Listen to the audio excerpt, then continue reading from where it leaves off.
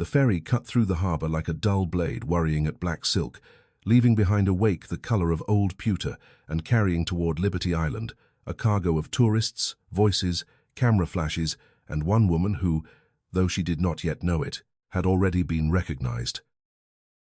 Maren Vale stood near the railing with one gloved hand braced against the cold metal and watched the city recede into a grey distance of glass and stone, the skyline withdrawing into the weather as though New York itself were not a place of steel and certainty, but a painted backdrop slowly being dragged behind curtains of salt mist. The wind was vicious on the water. It found the seams of her coat, slid beneath her collar, pressed its icy teeth into her throat. Somewhere behind her, Dorian was saying something to Lennox in that low, steady voice of his that always sounded like the last sensible sound in a room before trouble began. Sable had her phone out already, taking pictures not of the statue ahead but of rust on the railings, gulls circling in the iron-colored sky, a child with a red scarf whose mother kept tugging him away from the edge. Ivo, who had been irritated since breakfast for reasons no one had asked him to explain, lit a cigarette, despite the signs telling him not to, then cursed when the wind stole the flame before it caught. It should have been an ordinary crossing, the kind made every day by people wanting nothing more than a few photographs and the satisfaction of standing before something famous. It should have been forgettable. That was perhaps the most terrible thing about it in hindsight, how normal the world had worked to appear in the moments before it showed its teeth. Maren had not wanted to come out onto the deck at first. She had blamed the nausea on the motion of the ferry, on the greasy coffee she had bought at the terminal, on the thinness of sleep after a late night wandering lower Manhattan with the others beneath a rainless sky, the color of bruised tin. But as the island drew nearer, the unease in her body sharpened into something too precise to be called sickness. It was not in her stomach. It lived behind her eyes, at the base of her tongue, in the soft pulse below her left ear. There was a taste in her mouth like a penny held too long between the teeth. She swallowed once, hard, and the metallic tang only deepened. "You look pale," Lennox said, appearing beside her with concern already softening his face. His breath ghosted pale in the air. "I'm fine," Maren answered too quickly. "You're not," he said, but gently without pressure, as if he feared any heavier tone might crack whatever held her upright. "It's just the cold." That was a lie, and both of them knew it, but it was a lie near enough to the surface of things that he let it rest there. Ahead of them, the Statue of Liberty rose from the island, through sheets of vaporous light, larger with each second, not yet monstrous, not yet anything but monumental. The ferry speakers crackled overhead with a guide's cheerful recitation of dates and names and dimensions, words that seemed to come from a great distance, drained of substance before they reached her. Liberty enlightening the world, a gift, a beacon, a symbol. Maren stared at the figure lifting its torch into the leaden sky and felt, with cold certainty, that she was looking at something that had once meant all those things and had since become something else. "You're doing that thing again," Sable called from a few feet away, angling her phone for a shot with the statue in the background. "What thing?" Maren asked without turning. "Looking like you've heard your own execution announced." Ivo laughed under his breath. Maybe the monument offended her on a spiritual level. Dorian came up then, hands in his pockets, dark hair lifted by the wind, his expression unreadable in the way it always became when he was trying to decide whether to intervene or let a conversation die on its own. "Enough," he said mildly, not because the joke was particularly cruel, but because he had seen Maren's face. His eyes moved to hers, narrowed slightly. "You all right?" It annoyed her, that tone. Not because it was condescending, Dorian had never once in his life managed condescension, but because it made answering honestly too dangerous.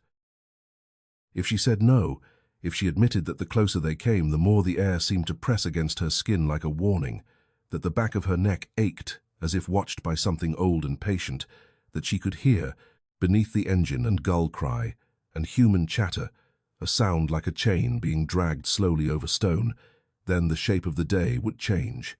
It would become about her. It would become embarrassing, fragile, absurd. So she said, "I'm fine," and hated herself a little for hearing how unconvincing it sounded. The ferry swung slightly as it aligned for approach, and the island opened before them in a wider view.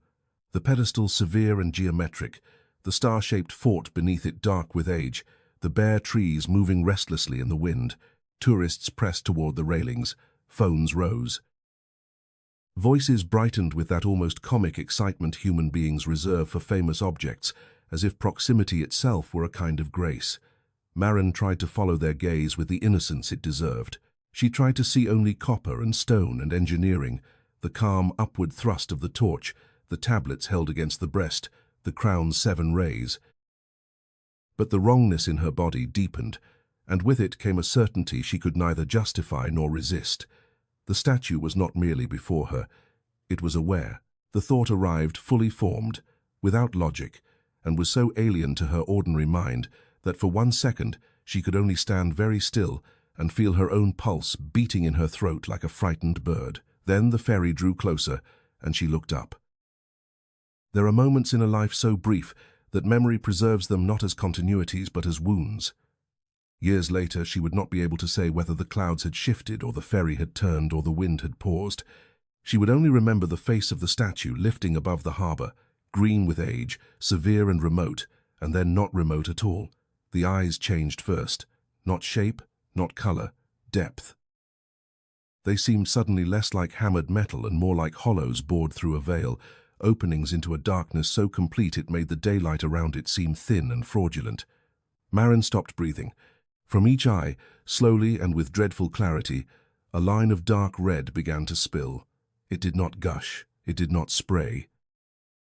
It gathered at the lower lids with an almost human heaviness, then slid downward over the oxidized copper of the cheeks in 2 narrow streams, thick as paint, and much darker than paint had any right to be at that distance. Blood. It was blood in the way old altarpieces understood blood.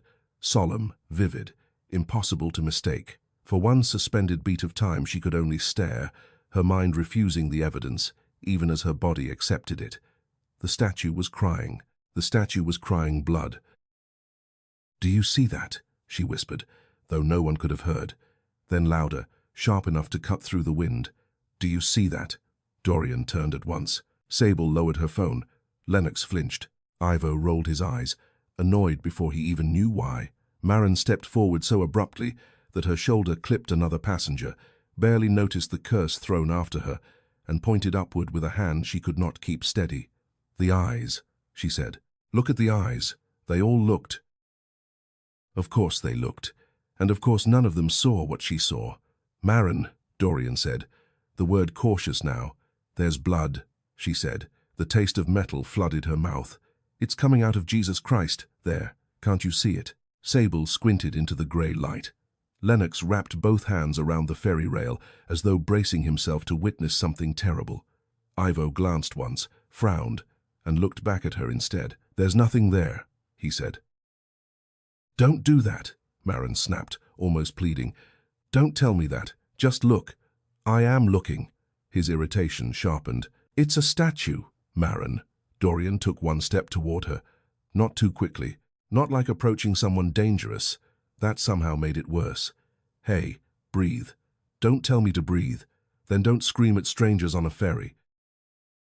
"I'm not." She broke off because the blood was still there, still moving, still darkening the face of the monument with a grief too immense to belong to metal. Her heart was hammering hard enough to hurt. "Take a picture," Sable said suddenly, practical even now. "Take a picture and show us." Maren fumbled for her phone with numb fingers. The screen nearly slipped from her hand. She lifted it, framed the statue, pressed once, twice, 3 times. Her breath clouded in front of her face. When she lowered the phone and looked, her stomach turned. The images were wrong. The statue's body, crown, torch, pedestal, even the tourists' heads in the foreground had come out sharp enough. But the face was blurred in a manner that made no optical sense, smeared at the eyes as if some wet thumb had dragged itself across the image before it saved. "What the hell?" Sable murmured, reaching for the phone. Maren let her take it. Sable studied the image, swiped to the next, then the next. "It's just motion," Ivo said, though he had not yet seen it. The ferry moved. "Not like that," Sable said quietly. Dorian leaned in. Lennox did too, and Maren saw the precise instant unease first entered his face. It was small, no more than a tightening around the mouth, but it was there. Maybe your hand shook, Dorian said. He did not sound convinced. My hand did shake, Maren answered. After, she looked up again. The blood was gone. Or rather, no, the moment she saw it she knew that was not true. It had not ceased. It had withdrawn from her sight with deliberate cruelty. Like a curtain drawn by an unseen hand, the second witnesses gathered. The face above them was once more only copper and weather and monumental stillness. Yet the knowledge of what lay beneath that false calm remained in her with the weight of revelation. She could not have looked away if someone had put a knife to her throat. Tourists around them continued taking photographs. Children complained of the wind, a guide laughed into a microphone, and somewhere overhead a gull gave a cracked, human-sounding cry that made the hairs rise along Maren's arms. "You need to sit down," Dorian said. "I'm not fainting. No one said you were. You're all looking at me like I'm about to." Ivo shoved his cigarette pack back into his coat pocket with more force than necessary, because you're acting insane on public transport. "Shut up, Ivo," Lennox said, almost under his breath. "No, seriously, either she's having some kind of panic attack, or this trip has finally become more dramatic than it deserved." I said, "Shut up." Sable handed the phone back to Maren but kept watching the statue. "Something is weird with the image," she said. "That doesn't mean the monument started hemorrhaging." "Thank you," Ivo said. "I didn't say she imagined it. I said the image is weird. That is an aggressively meaningless distinction." "Stop," Dorian said, and this time there was iron in it. The others fell quiet. The ferry had nearly docked. Across the water, the city loomed pale and spectral, too far now to offer any comfort of familiarity. Maren realized with a small, sick certainty that she did not want to step onto the island. Every instinct in her body had coiled toward refusal. But around her people were already gathering their bags, herded by momentum and expectation toward the exit, and she understood that fear alone had never once in history stopped a thing already in motion. The gangway lowered with a mechanical groan that seemed, to Maren's sharpened hearing, far too close to a living moan. They were carried off with the rest of the passengers into the wind and the smell of water and the island's bleak, exposed cold. Gravel crunched beneath their shoes.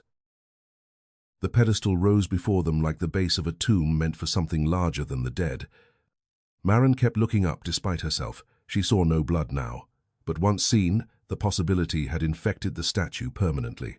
It no longer belonged to the world of commemorative stone and educational plaques. It belonged to another order of things entirely, things hidden, patient, and old enough to wait beneath human symbols until those symbols cracked. "Let's just do the Crown Access thing and get coffee after," Lennox said, trying too hard to sound normal. "Please tell me there's somewhere here with coffee." "Everything in America sells coffee," Ivo muttered. "That's the one reliable pillar of the Republic." Sable had already drifted a little apart, photographing the lines of the fort, the severe geometry of the pedestal, the places where old masonry met newer maintenance repairs. Dorian lingered near Maren without crowding her. "Tell me what you saw," he said quietly. She stared ahead. "You'll tell me I was tired. Maybe you were. You already think that." He waited.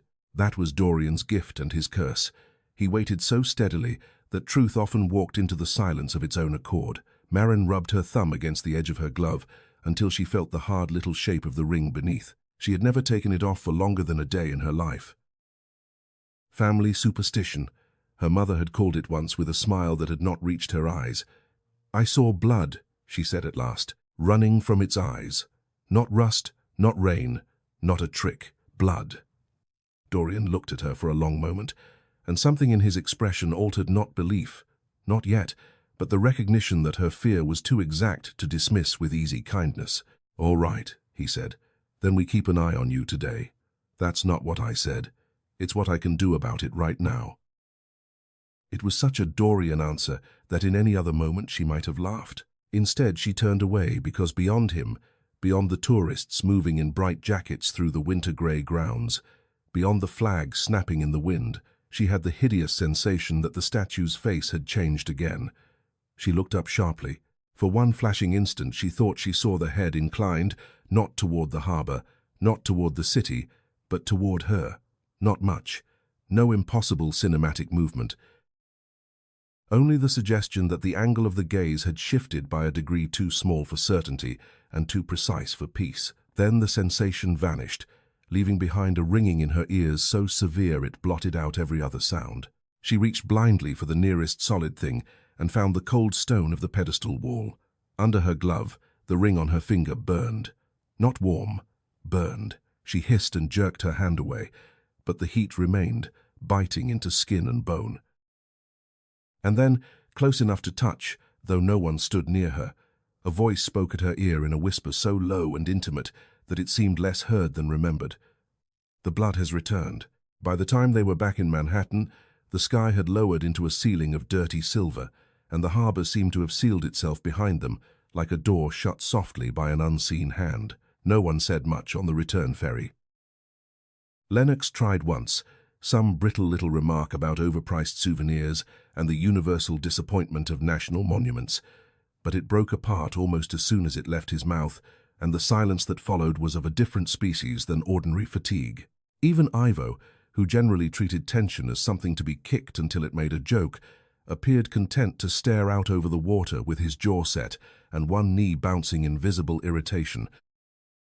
Sable kept going back through the photographs on her phone, and Marin's zooming, pinching, brightening, muttering to herself under her breath when the distortion at the statue's face refused every reasonable explanation.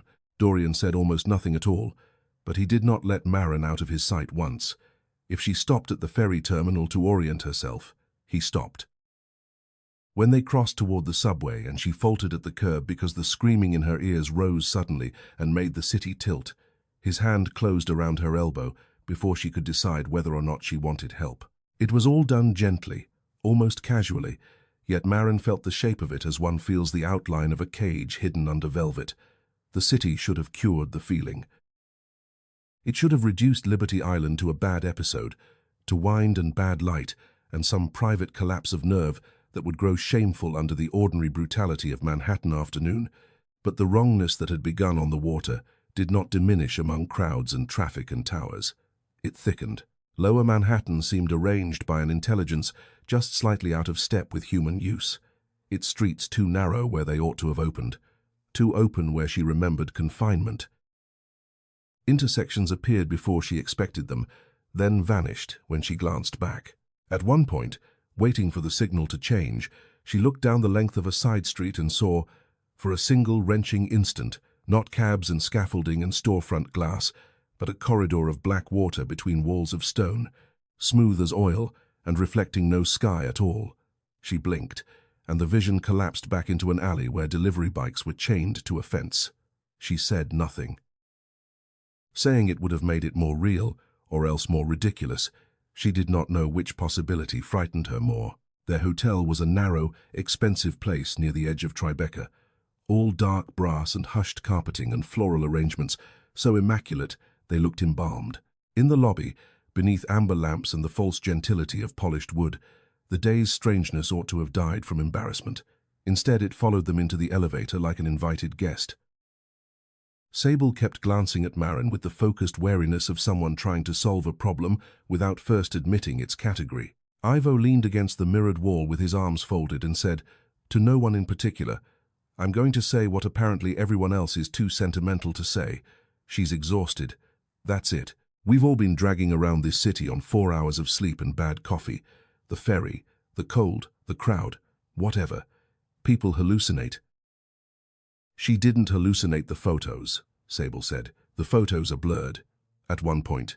At the same point. Because cameras malfunction. Then why only there? Because God hates tourists. Dorian's gaze lifted to the mirrored ceiling, as if patience were a substance he had to physically locate. Can we not do this in the elevator? Where would you prefer? Ivo asked. Au séance parlot. Marin kept her eyes on the changing floor numbers and wished absurdly that the elevator would keep climbing forever, that it would become some mechanical purgatory between one place and another where no decisions were required. The ring on her finger had cooled by then, but the skin beneath it remained tender and hot, and though she could not bring herself to look too closely in front of the others, she was almost certain something had marked it there. When the elevator chimed and opened, Lennox touched her sleeve lightly. Do you want me to stay with you? The offer was soft, unforced. It nearly undid her. "No," she said. "I'm fine." The phrase had begun to rot in her mouth. "Maren," Dorian said, "just for an hour, until you sleep." I said I'm fine. This came sharper than she intended. Lennox flinched. Regret struck at once, clean and hot. "I'm sorry," she said, pressing the heel of her hand against her temple. I need quiet." Dorian looked as if he wanted to argue, but something in her face must have warned him off. "Text me," he said, "if anything feels wrong." A laugh almost escaped her at that, as if anything had felt right since the ferry came within sight of the island. She managed only a nod, unlocked her room, and stepped inside. The silence there was immediate and oppressive, the sort one notices not because it is peaceful, but because it seems to be waiting. Her room faced west, toward a slice of the river between buildings. Evening had begun its slow descent, and the light coming through the window was the color of dead steel. Maren shut the door, slid the chain across by instinct rather than need, and stood for a long moment without taking off her coat. The room smelled faintly of linen starch and some expensive hotel fragrance pretending to be cedar. Her pulse was still too fast. In the quiet, she could hear the blood moving in her own ears, not the ordinary bodily murmur one forgets one is hearing until silence reveals it, but a persistent inner surf, as though each beat dragged a small dark tide through the chambers of her body. She pulled off one glove. The ring lay dull and old against her skin, a family relic she had never thought to question very hard, because the Vale women had always worn it, and because some habits are inherited too early to acquire meaning. It was silver, or perhaps some earlier metal gone silver with time, set with a stone so dark green it was nearly black. Under ordinary light the band seemed plain, but now, beneath the window's grey wash, fine lines appeared within the metal that she had never noticed before, hair-thin grooves crossing in a pattern too deliberate to be ornament and too strange to be accidental. Sigils, some detached and senseless part of her mind supplied, though she had never in her life studied any such thing. The skin beneath the band was reddened. She twisted the ring once, winced, and slid it off. A mark had been burned into the flesh beneath. Not a blister, not a rash, but 3 intersecting lines, forming something like a narrow eye crossed by a vertical stroke. Maren stared until the room seemed to lean around her. Her phone buzzed suddenly on the desk, and she jumped so hard she almost dropped the ring. A text from Dorian. "You locked the door?" Another before she could answer. "Don't be annoyed. Just answer." Against all reason, the normality of his concern steadied her a little. "Yes," she typed. "Good. Drink water."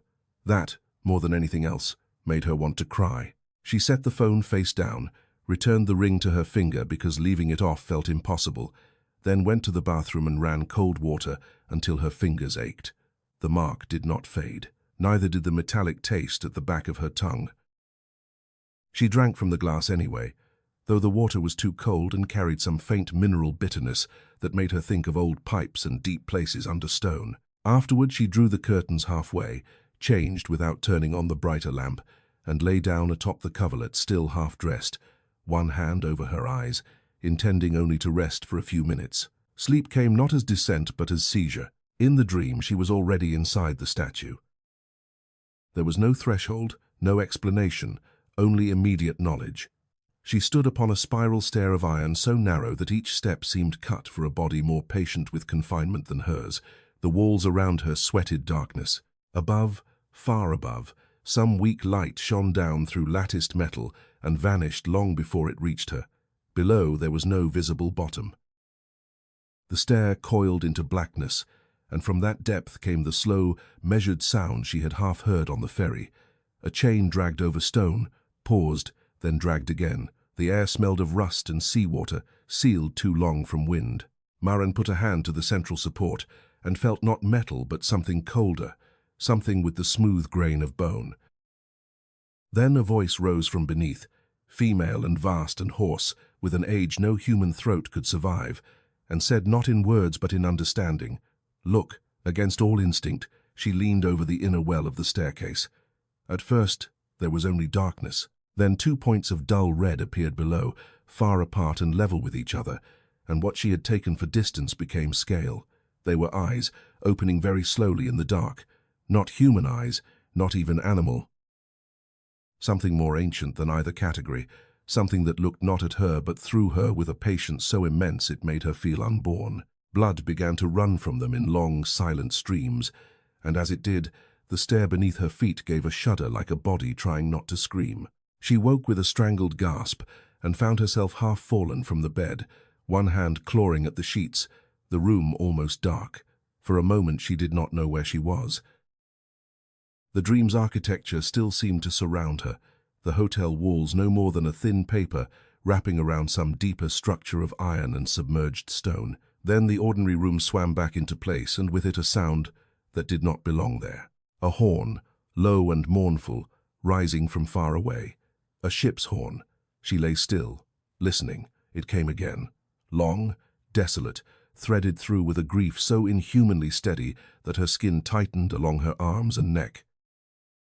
They were near the river, yes, and New York was a city of ferries and barges and traffic on the water, but this was wrong. Too deep, too resonant. It sounded less like a vessel announcing itself than like some huge thing calling into a fog that had existed before cities were built to echo it back. She sat up. Her mouth was thick with the taste of blood. In the room's dimness, her reflection in the black window looked at first like someone else's, a woman pale as old paper, hair disordered, eyes too dark from sleep and fear. She crossed to the glass and parted the curtain with 2 fingers. The river lay between buildings like a strip of tarnished metal. No boats were visible. No lights moved upon the water. Yet the horn came a 3rd time, and then, beneath it, another sound so faint she could have mistaken it for the pulse in her ears if the rhythm had been more human. Bells, not many, not close. Bells tolling at some impossible distance over water. Her phone buzzed again, and again she startled. This time it was Lennox. "Are you awake?" Before she answered, another message appeared. "This is going to sound weird, but I think something's wrong with the pictures." Maren stared at the screen. Her fingers felt numb. "What do you mean?" The typing bubble came and vanished, returned, vanished again. Finally, the torch. "In all the ones I took on the way back, the torch looks lit, like actual flame." She did not answer at once. The horn had ceased. In the silence following it, the city sounded too far away, as though every car and siren and anonymous life had retreated behind a wall of glass. She typed, "Call me." Lennox called at once, too quickly to have been holding the phone casually. "Tell me exactly," Maren said. "Before hello, before anything." "I think I'm being stupid," Lennox said, and that in itself frightened her, because Lennox seldom announced his own fear before trying to soften someone else's. I looked through the photos again because Sable was right. There was something wrong with yours, and in mine the torch doesn't look normal. It looks..." He stopped. "It looks on fire. Send them." I did. Images arrived one after another. Maren opened the first. The composition was mundane. Tourists on deck, a sweep of dark water, the statue at a distance beneath a low sky. But Lennox was right. The torch did not merely catch light. It burned. A thin core of pale gold sat inside it, edged with a red so dim and concentrated it looked like the heart of a coal. In the next image it was brighter. In the third, the shape of the flame seemed less like reflected daylight than a live thing trapped behind copper lattice. Her own pulse stumbled. "That wasn't there," Lennox said. "Right?" "No," she said. "No, that wasn't there. Should we tell the others?" The question sat between them, absurd and unavoidable. Tell them what? That the monument was changing in photographs after the fact? That the day was leaking into the night? That something on the island had looked at them and kept looking, even now? "Sable first," Maren said. "Not Evo." Against all logic, they both laughed, once thin, brief, unsteady. "Okay," Lennox said. Then, after a pause, "I heard something too after we got back." Maren closed her eyes. "What?" I didn't want to say because I didn't want to make it worse. But when I was brushing my teeth, I thought I heard someone outside the window. His voice fell lower. "Not on the street. Closer than that. Like right outside. Calling my name." The chill that moved through her then was so complete it seemed to pass under the skin and into marrow. She crossed the room to the window again without understanding why, pulled the curtain wider, and looked down at the darkening city. Far below, headlights moved in disciplined ribbons.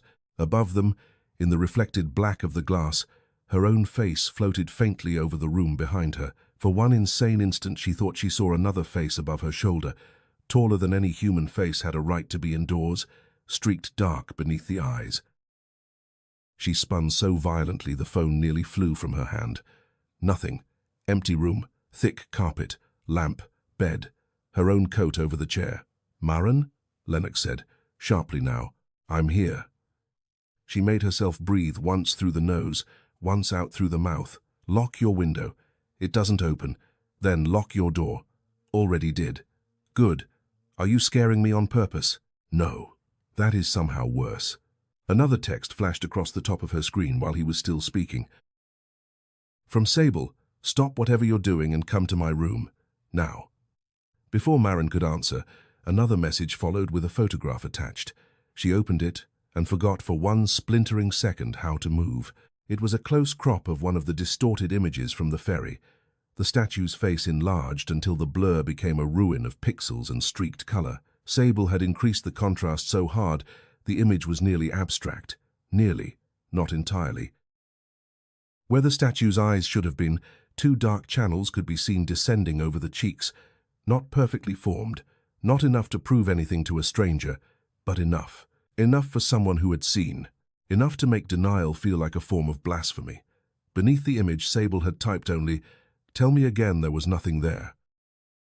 At that same moment, from somewhere beyond the sealed hotel glass and the vertical canyons of evening Manhattan, the ship's horn sounded once more, low and sonorous and impossibly near, and beneath it, so faint she might have mistaken it for the blood in her own ears, had the words not shaped themselves with such terrible clarity. Maren heard a whisper thread through the room like cold breath under a crypt door. "Come back." Sable had left her door open. The strip of light across the hotel corridor looked unnaturally bright against the hush of the hour, and for a fleeting second, Maren had the absurd impression that she was approaching not a room in a Manhattan hotel, but some chamber in a much older house where the living had gathered to discuss an illness no physician could cure.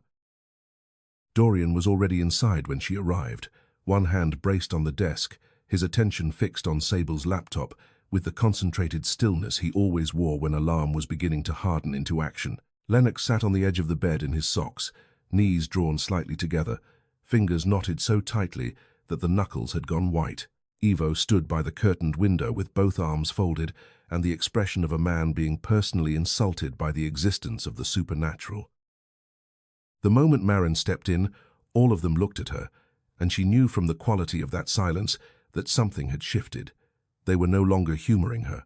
They were no longer gathered out of concern for a friend who had perhaps been tired, or anxious, or touched by some private break in perception. They were here because something had followed them from the harbor, and now it had left marks visible enough that even disbelief had been forced to change shape.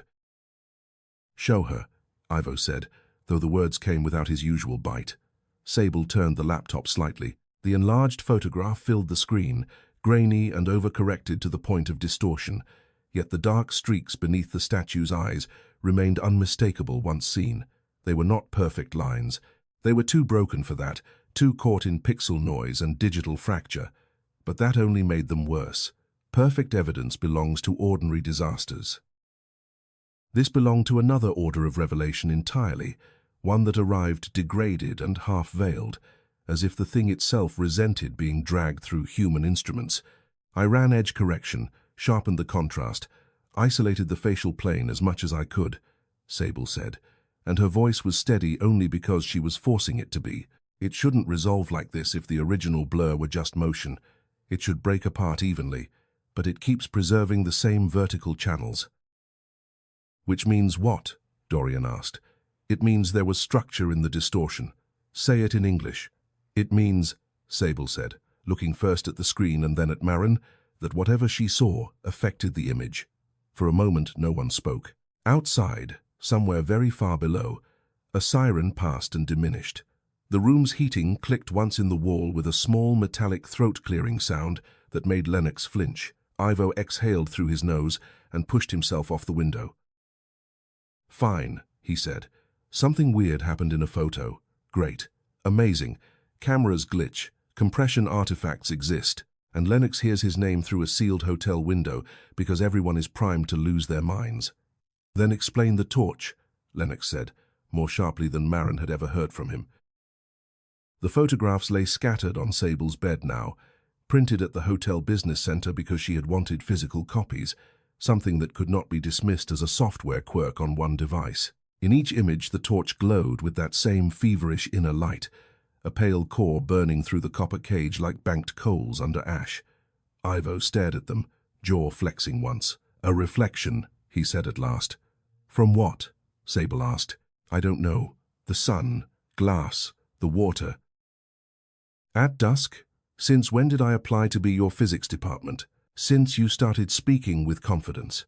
Dorian cut in before the argument could steep itself into something useless.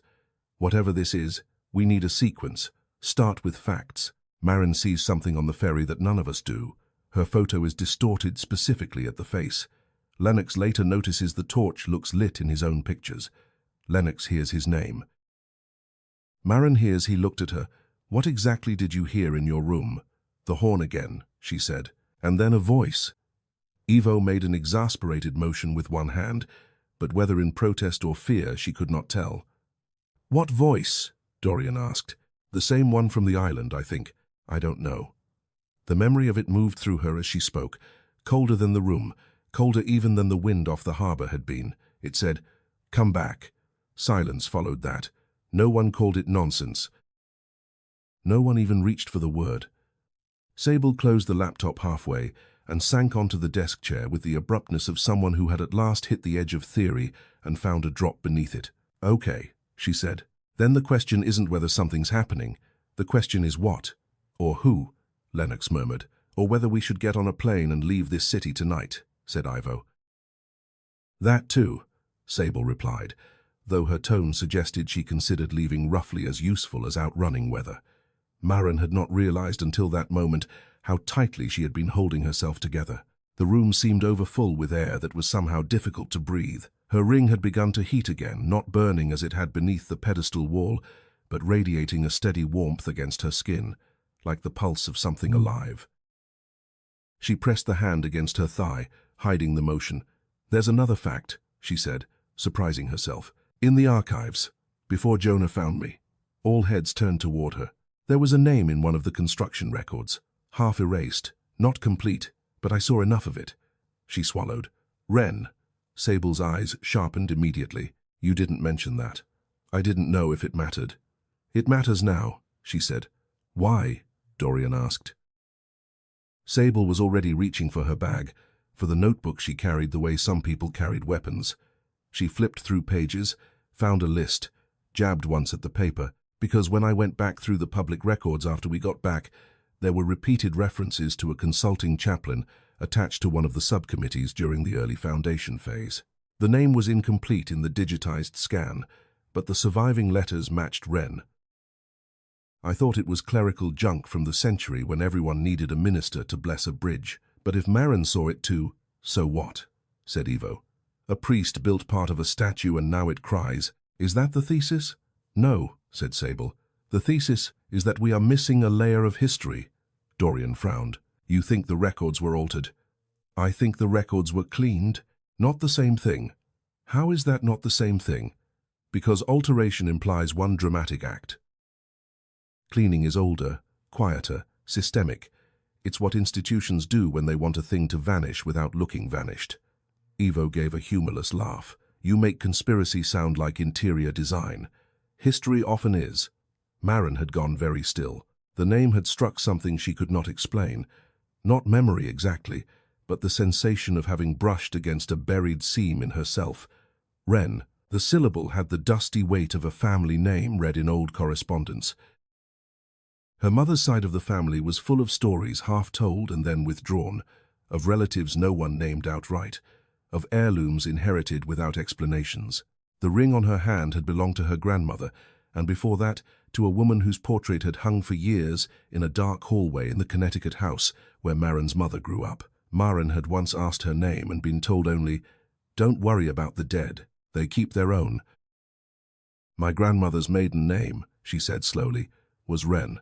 The room changed. It was not a dramatic change, not the theatrical drop of a glass or intake of breath one sees in cheap films. It was more terrible than that, a minute tightening in every face, as if the invisible pattern around them had just drawn one line closer to completion. "You're sure?" Dorian asked. "Yes. You never said that either, because until now it was just a family name." "Marin," Sable said. "Quiet now. I think that's exactly what it isn't." Ivo swore under his breath and turned away, rubbing both hands down his face with a violence almost childlike in its frustration. "No, absolutely not. I reject this entire direction of events. No. Family bloodline Gothic nonsense is where stories go when they can't explain their own plot." "We're living in the plot," Sable said. "That's the problem." Dorian ignored them both. "Can we access the records again tonight?" Sable nodded. "Some of them. Digital scans, newspaper archives, some library databases. The better material will need an in-person request tomorrow. Then we start now." "Now?" Lennox looked toward the dark window as if night itself had become suspect. "Why not in the morning?" "Because by morning," Dorian said, "either this will have cooled down and we'll have embarrassed ourselves with research, or it won't have cooled down and we'll be one step behind whatever this is. I'd rather be embarrassed." Marin loved him a little then, though not in any shape simple enough to name. Practical courage is rarely the stuff of grand declarations. More often it is merely the refusal to postpone action because fear would prefer a gentler hour. The next 2 hours passed in a feverish stillness that felt less like study than like excavation. Sable took the lead with a competence sharpened by anxiety into something nearly feral. She pulled shipping manifests, engineering notes, newspaper clippings from the years before and after the statue's assembly, minutes from cultural committees, scraps of ecclesiastical correspondence preserved in scanned diocesan collections, a scandalous amount of academic writing about late 19th century harbor construction, and several digitized books of local maritime incidents that no sane tourist should ever have had reason to read. Dorian paced only when waiting for a page to load. Lennox sat beside Marin on the bed, passing her pages, occasionally touching her wrist with absent reassurance when a certain phrase or date caused her hands to go cold. Ivo wondered, objected, cursed, made coffee with the room machine so bitter it tasted medicinal, then at some unmarked point stopped objecting and began actually reading. The first pattern to emerge was mundane enough to be almost disappointing. Missing names, redacted appendices, engineering references to substructural irregularities that had been corrected in later copies, one brief mention of a restricted chamber within the pedestal intended for maintenance access, and then never mentioned again. The second pattern was stranger. Sable found it in small local newspapers and maritime notices, rather than official histories. A tug reported a sudden bank of fog in clear weather while crossing near Bedloe's Island, the old name for Liberty Island, before the statue had completed its conquest of it. A pilot vessel missed approach by nearly a quarter mile, though the tide was favorable and the crew sober. 2 fishermen were pulled from the harbor after dawn, alive but incoherent, insisting there had been lights where there was no shore. And 1,879 clipping described the recovery of a sailor found clinging to driftwood with his hands skinned raw, muttering of bells beneath the water. Another article, buried so deep in the archive that Sable had to search by fragments, mentioned the suspension of temporary works near the future pedestal, after laborers complained of hearing chains beneath the ground when no machinery was active. "Jesus," Lennox whispered, reading over her shoulder. "They thought the foundations had settled wrong," Sable said. "That's how it was reported. And the follow-up report doesn't exist. Meaning either it was never written or it was written and later removed." Ivo stood very still by the desk, one hand braced on the wood. "All right," he said. "This is officially bad." No one mocked him for it. Marin read little herself. The words swam too often, dates and names blurring into each other, but certain fragments struck with the force of remembered prayer, soundings inconsistent, unseasonable vapors, distress without wreckage. One editorial decrying superstitious contagion among dock workers after repeated reports of nocturnal bells over the harbor. A note in the margin of a church circular mentioning the attendance of a Reverend Elias Wren at a private consultation concerning moral disturbances among the island crews. Elias Wren, there it was again, fully named this time, and the ring on her finger pulsed with heat. "There," she said too sharply, and Sable looked up at once. "Open that." They followed the thread through a chain of references so slight and frayed that each new page felt like prying up another loose board in a floor laid over rot. Reverend Elias Wren had not been a prominent man, at least not publicly. The records called him a chaplain, an advisor, occasionally a lecturer in symbolic theology, a phrase vague enough to conceal almost anything, yet his name appeared too often around the edges of the island works to be accidental. He attended planning meetings for structural blessings. He corresponded with a naval surveyor regarding anomalies in near-harbor navigation. He gave a closed sermon at Trinity concerning the duty of thresholds. He signed a petition requesting private access to the island outside public work hours during the foundation stage. "Thresholds," Sable said softly. "That's a word with hobbies." "Speak human," said Evo, but there was less resistance in it now, more dread. "It means doors," said Lennox. "Or borders, places between." Marin heard almost nothing after that, because the room had begun to feel subtly altered. The lights were unchanged, the furniture unmoved, the others still near. Yet a pressure had developed in the air, especially near the window, as if the city beyond it were drawing closer, not physically but in attention. The sounds from outside had thinned, traffic should still have been muttering below, the endless urban bloodstream audible even at night. Instead, there came only occasional scraps of noise, separated by long troughs of silence, deep enough to make the hotel seem stranded. She rose without meaning to, and crossed toward the curtain. "Marin," Dorian said. She did not answer at once. The fabric was heavy under her fingers. When she pulled it back, the glass reflected the room so clearly that for an instant the city beyond seemed secondary, a faded layer laid behind the trapped brightness of their own faces. Then her angle shifted, and she saw the river. Mist lay over it. She knew enough of New York not to mistake ordinary weather for what spread there now. This was not fog moving through streets and between buildings. It was concentrated above the water alone, low and white and eerily deliberate, as though some pale substance were gathering itself along the river's surface and refusing the land. "Come here," she said, and every voice in the room went quiet. They came, even Evo. 5 figures stood at the sealed window, staring down at that strip of water and the creeping mist over it. Nothing moved through it. No ferry lights, no police launch, no late barge sliding home. The river looked less like part of a city than like an uncovered grave. Then the horn sounded again, close this time, so close the glass seemed to receive it into itself and hum. Lennox recoiled. Sable grabbed the edge of the curtain. Dorian's hand came down flat on the back of a chair, as though grounding himself against the floor. The sound went on, low enough to be felt in bone before it faded. In the silence after, Marin heard it, the same dragging note from the ferry, the sound of a chain drawn over stone far below human construction. Her breath stopped in her throat. Something was wrong with the room. No, not the room, the direction of it, the orientation.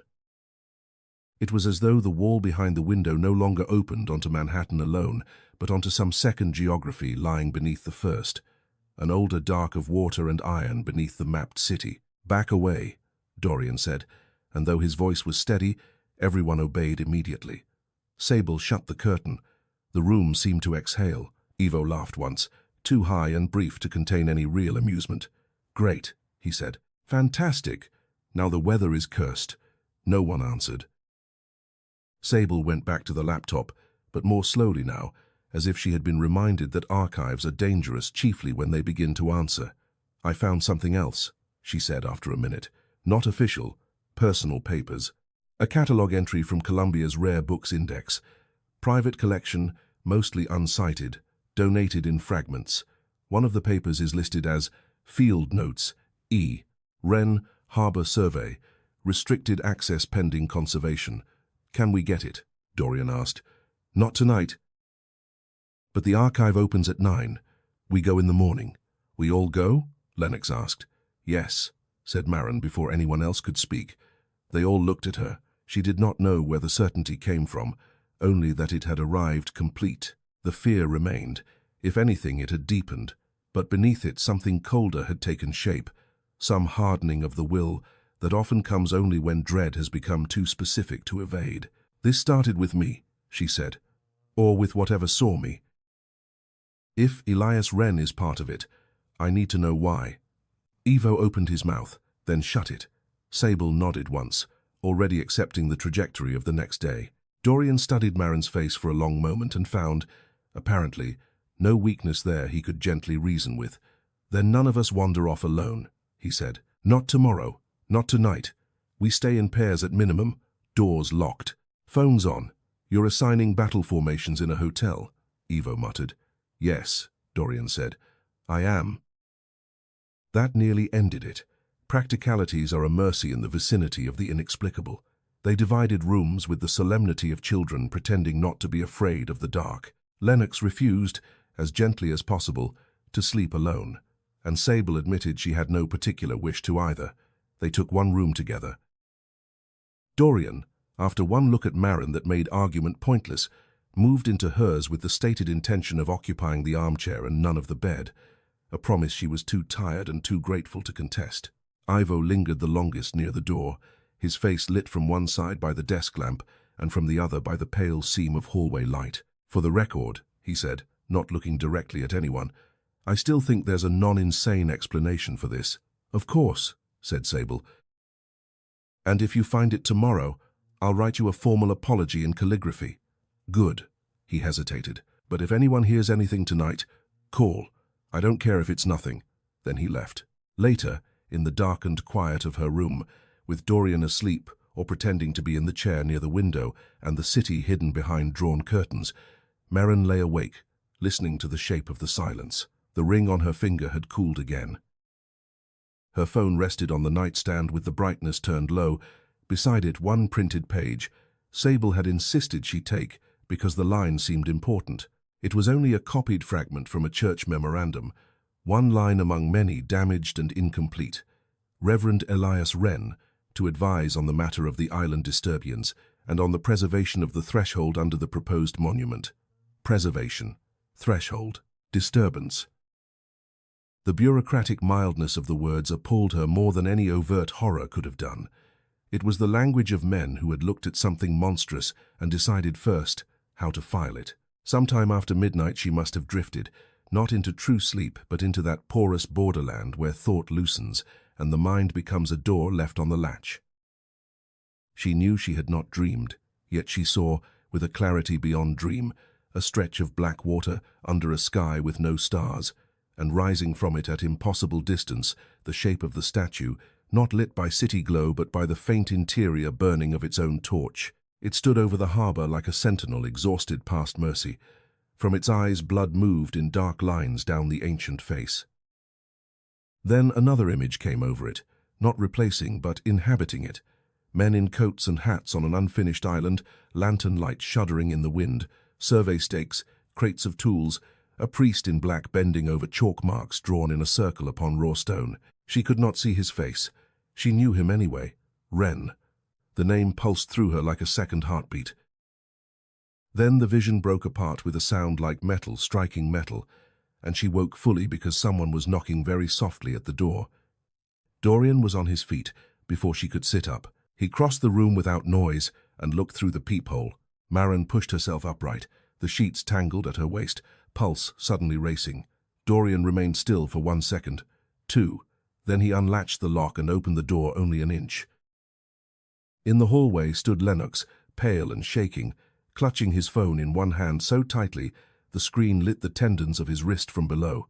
"Sorry," he whispered. "I know you said call, but I didn't want to talk on the phone." Dorian opened the door wider. "What happened?" Lennox looked past him to Marin as if the answer belonged to her more than to anyone else. When he spoke, his voice was thin and scraped raw. "I got a message," he said, "from an unknown number." He stepped inside, held out the phone, and Marin saw on the glowing screen a photograph she had never taken and yet recognized at once. The inside of the statue, a steep iron stair descending into darkness. Beneath it, a single line of text. Come to the pedestal before it opens. No one spoke for several seconds after Lennox held out the phone. The image on the screen seemed to throw a cold of its own into the room, a black and silver photograph taken from a vantage point too intimate to be guessed at, as though the sender had not merely entered the statue but belonged to its interior, knew the angle of the stare, the fall of the shadow, the exact way iron would catch a thin and exhausted light and turn it into something funereal. Come to the pedestal before it opens. The words were plain, without ornament, which made them far worse. Human beings embroider their lies and rituals. Only necessity speaks so nakedly. Dorian took the phone from Lennox and checked the number. Unknown route, he said after a moment, his voice clipped by concentration. Masked. No metadata I can use. Can it be faked? Lennox asked. Of course it can be faked, said Ivo from the hall, appearing with his room key still in hand and his hair rumpled from the pillow. He must have come out the moment he heard Lennox's knock, because he was fully alert despite the hour, fear sharpening him into a brittle kind of lucidity. Everything can be faked. The real question is why someone would do this, and how the hell they got that picture. Sable, who had come with him carrying her notebook pressed to her chest like a breviary, took the phone next. Her eyes narrowed. It isn't a stock image, she said. The angle's wrong for the public interior shots. Most of the ones online are from higher up or from the central column with flash. This is lower, tighter, older looking somehow. Older looking? Dorian repeated. That's not a technical term. I know it isn't. Shut up. She zoomed in with her thumb. Look at the grain. It's too clean for an old photograph, but too textured for a current phone camera. And the shadows aren't behaving right. The shadows, Ivo said, with the exhausted hostility of a man who had lost patience, not only with the situation, but with reality's refusal to pick a genre and stay there. Fantastic. The shadows have joined in. Maren had risen from the bed and crossed the room without feeling her own feet. When Sable passed her the phone, she recognized the stare at once, with a certainty so complete it bypassed thought and lodged somewhere below speech. It was the same stare from the dream, or if not the same, then a place occupying the identical moral architecture. Iron, descent, the suggestion of a depth beneath engineering that should not have existed inside any monument built by respectable men with rivets and plans. She stared at the black well below the visible steps and felt the awful, immediate conviction that if the photograph had widened by even a fraction, there would have been eyes waiting at the bottom. Maren, Dorian said quietly, have you seen this before? She looked up. The others watched her with a concentration so absolute it felt like a pressure against the skin. In the dream, she said. Or not exactly, but yes, this place. Ivo made a small violent sound through his nose, turned away, then turned back at once, as though turning his back on any of this had become impossible. I hate that answer. It doesn't care, Sable said. Dorian took the phone once more and set it carefully on the desk, as if it might contaminate the wood. No one is going anywhere tonight, he said. If this is a lure, walking into it at 2 in the morning is idiotic. And if it isn't, Lennox asked, then it will still exist at 9, unless before it opens means before something literal happens. The room fell still again. It was Sable who said it, but the thought had already been present in all of them, moving under language like a cold current. Maren heard in her mind the voice from the window. Come back. Then the one on the island, low and intimate against her ear. The blood has returned. The ring on her finger pulsed with heat, not enough to burn, but enough to be felt as a rhythm not entirely her own. She looked at the printed photographs on the bed, at the overbright torch, the streaked face, the evidence degraded into just enough visibility to be believed by those already caught and dismissed by everyone else. What if it means the pedestal itself? She said. What if whatever is happening there first? That's been my assumption since the thing on the ferry, Sable replied. The message confirms location, not mechanism. So we still wait until morning, said Dorian. We do not walk into a monument after midnight because a ghost texted Lennox. Stop making it sound stupid when it's clearly stupid in a lethal way, said Ivo. Yet even he did not argue further. Fear, once it ceases to be theoretical, often becomes astonishingly obedient to practicality. They stayed the rest of the night in Maren's room because none of them wished to return to solitude, and none of them could pretend any longer that solitude was neutral. Ivo dragged the desk chair over and sat in it backward, with his arms folded over the backrest, glaring at the curtains as if daring them to produce another horn or whisper. Sable occupied the carpet with her notebook open, legs crossed, the posture of a scholar at prayer. Lennox curled at the foot of the bed under a spare blanket and did not sleep at all, though he closed his eyes for stretches long enough to feign it. Dorian remained nearest the door. Maren sat upright against the headboard with the hotel lamp off and the city's diluted glow tracing a weak geometry around the curtain's edges. Nobody proposed conversation for a while. Thought itself seemed loud. Once, near 3, the horn sounded again from the water, so close and low that the walls almost seemed to receive it and answer in their own mute materials. Lennox stiffened. Sable's pen stopped moving. Ivo swore under his breath.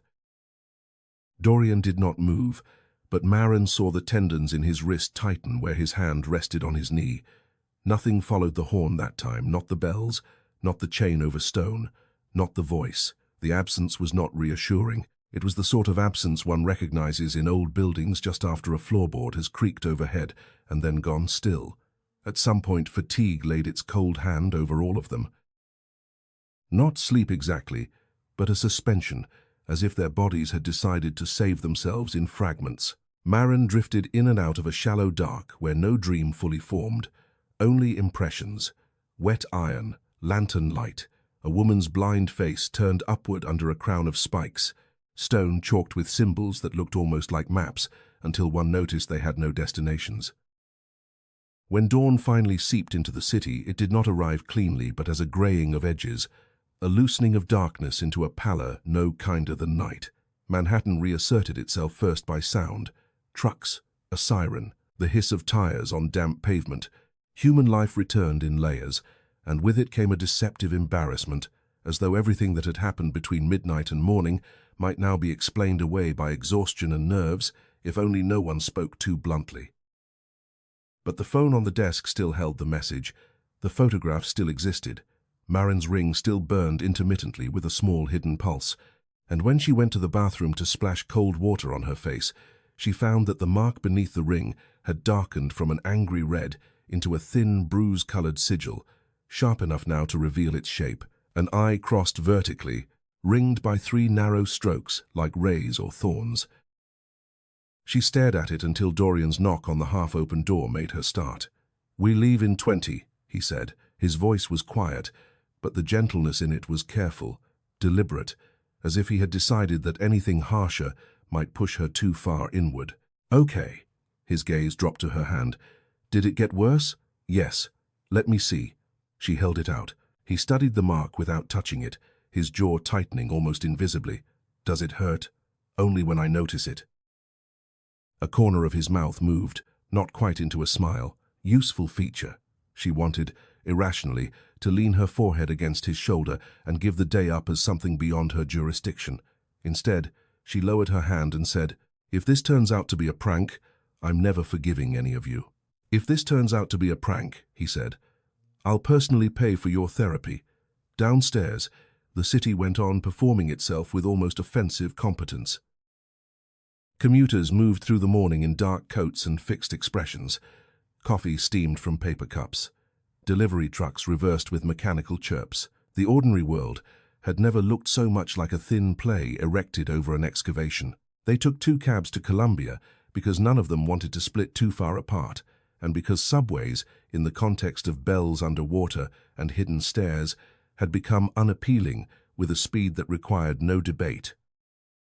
Maren sat beside Sable in the back, while Dorian and Lennox followed in the second car with Ivo. The ride uptown seemed at first to restore scale. Traffic stalled where it always stalled, scaffolds netted old facades, pedestrians crossed against signals with the usual suicidal entitlement of New Yorkers who believed death would at least wait for the light. Yet now and then Maren noticed a small violence in the world's stitching. A street sign seemed to carry the wrong name for half a block before resolving into the right one when she looked twice.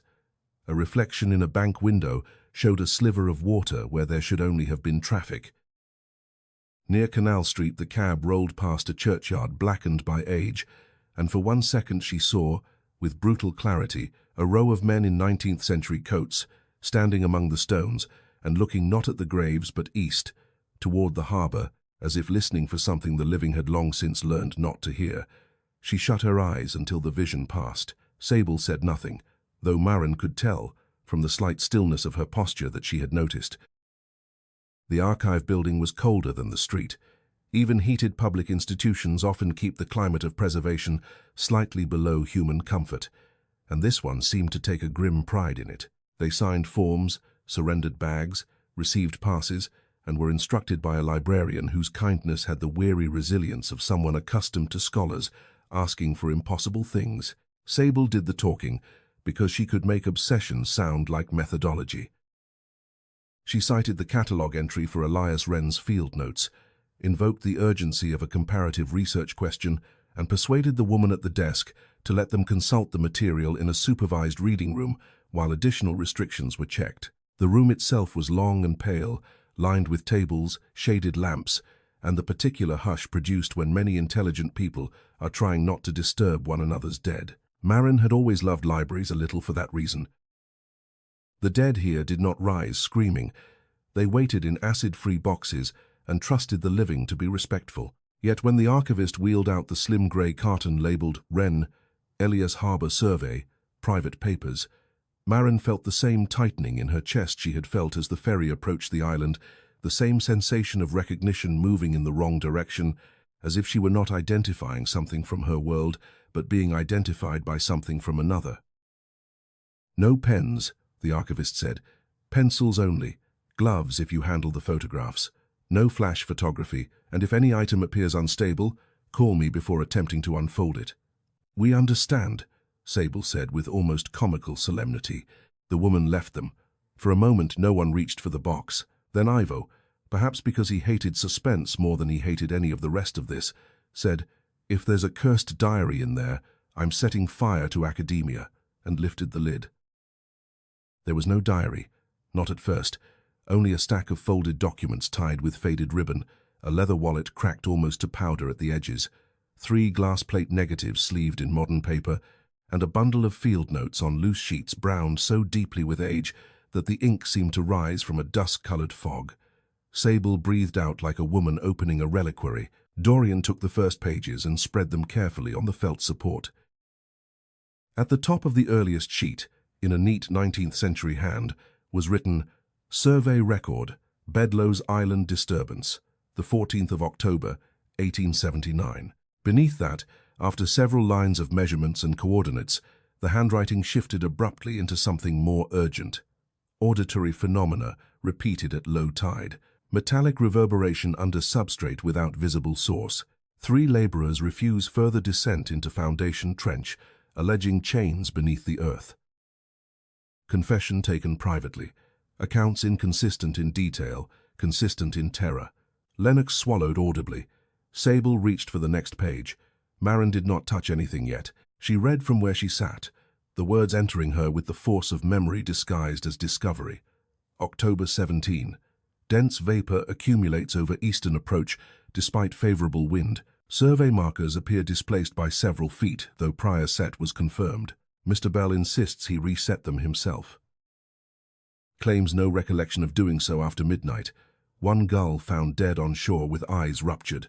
October 19. Night Watch reports lights visible off harbour where no vessel registered. Not lanterns. Not navigation flame. Fixed and low, arrayed in an arc resembling a wharf at impossible remove. 1 watchman entered water unbidden and was retrieved only with injury. Repeat statement. "I thought I was nearly home." The words seemed to draw the warmth from the room. Maren felt, with horrible clarity, how near these men were to her own experience, how banal their first descriptions must have sounded in their own mouths before the pattern cohered and terror acquired grammar. "Keep going," Dorian said, though no one had stopped. The next pages widened the circle. Names appeared: surveyors, clergy, a naval engineer, a physician asked to evaluate labourers for collective agitation.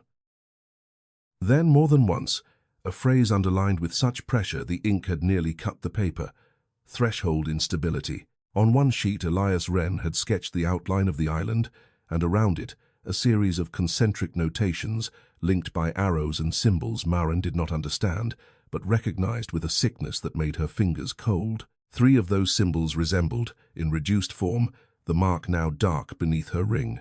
Sable saw her looking. "What?" she mouthed.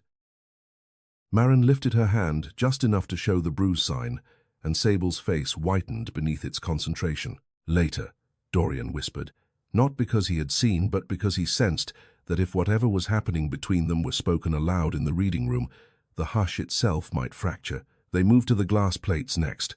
Under the lamp and with gloves, Sable slid one negative partly from its sleeve and held it over the light pad provided at the end of the table. The image ghosted into view slowly. Unfinished foundations on the island, men in dark coats beside stacked stone, the harbor behind them like a sheet of black metal. Near the left edge stood a figure in clerical black, face turned away. At his feet, faint but visible, was a chalked design on the ground, not a circle, not exactly, but a 7-rayed form bound by intersecting lines. "The crown," Lennox said before anyone else could. He was right. Even incomplete, the form echoed the crown of the statue to come. Sable slid the next plate into place. This one had been taken later. More stone, more structure, lanterns in the dusk, the same priest, perhaps Wren, kneeling beside what looked like a narrow trench or cut in the island rock. At first, Maren thought the darkness in it was shadow. Then she realized it was too dense, too absolute, as if the photographic plate had failed to receive light in that strip of the world. "No," she said softly, before she knew she was speaking. Dorian's head lifted. "What? That shape? I saw it. In the dream?" She nodded. Sable did not look away from the image. "That may not be a trench," she murmured. "It's centered wrong for simple drainage. It's deliberate." "Everything here is deliberate," said Ivo. He sounded tired now rather than angry, as if the available energy for disbelief had been consumed and left behind only the bleak labor of accepting implications. Beneath the glass plates lay the leather wallet. Dorian opened it carefully and found within several loose cards, a pressed sprig of something long ago dead, and a folded letter brittle at every crease. The seal had broken more than a century before, but the wax remained on the flap in a dark red smear. "Reverend Elias Wren," the first line began. "If the engineers consent, we may yet conceal the necessary chamber beneath the public access design." The words seemed to darken the air around them. Conceal, necessary chamber, beneath the public access design. Sable drew in one sharp breath through her teeth. "There it is," she whispered. "There's our missing layer." Dorian read further, his expression becoming graver with each line. The letter referred to consultations with the Frenchman's symbolic framework, to modifications that would preserve the civic face of the monument, and to the requirement that the blooded office be secured before final consecration. Maren no longer heard the room around her. The phrase struck like a bell inside her ribs. The blooded office. Her ring turned hot, not warm hot enough now to make her wince. She slid it half off reflexively, and there, under the bruise mark on her skin, something darker showed for an instant, as though the sign had not merely imprinted itself on the flesh but existed beneath it. Lennox saw her movement and his eyes widened. "Maren, I'm fine," she said automatically, then almost laughed because the phrase had become grotesque beyond use. Across the table, Sable had turned back to the loose field notes and found a page written later than the rest, in a hand less controlled, the lines slanting downward as if written by lantern light or shaking fingers. Wren's voice, if handwriting can possess a voice, had changed there from measured clerical observation to something nearer confession. "We have mistaken necessity for purity," he wrote. "The thing below the island cannot be ended, only answered. The monument offers the answer, but not a clean one. To yoke a sign of liberty to perpetual warding is a contradiction of such violence that I fear it shall one day bleed through the symbol itself. Yet if we do not bind the threshold now, the harbor will cease to belong to the living. The engineer says the chamber can be hidden in the pedestal. Bell says the lines will hold if the site remains fixed. I say only this: should the bloodline fail, the lady will open her wound to its heir. No one moved after Dorian finished reading. The reading room around them continued in its monastic calm. A scholar at the next table turned a page. Somewhere beyond the glass wall a cart rolled softly over polished floors. But at their table the world had split again, this time not by apparition but by comprehension. The lady will open her wound to its heir. Maren stared at the script until the words blurred, and in their blur she saw once more the blood running from the statue's eyes. Not random, not theatrical, but inevitable, the visible form of a mechanism set in place by frightened men with exact hands and compromised souls. She became suddenly aware that the ringing in her ears had returned. It climbed in pitch until the room's other sounds thinned under it. She pressed her fingertips to the table edge.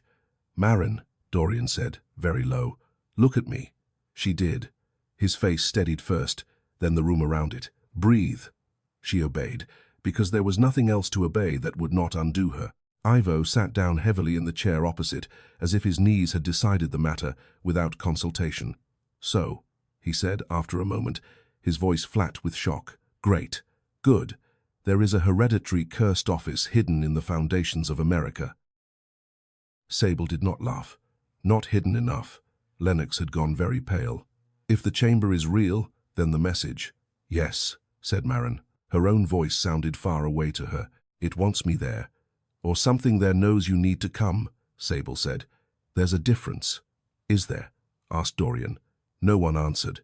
He looked down at the papers again, then carefully separated one smaller sheet from beneath the others. "There's more." It was a map, or something close enough to be useful as one.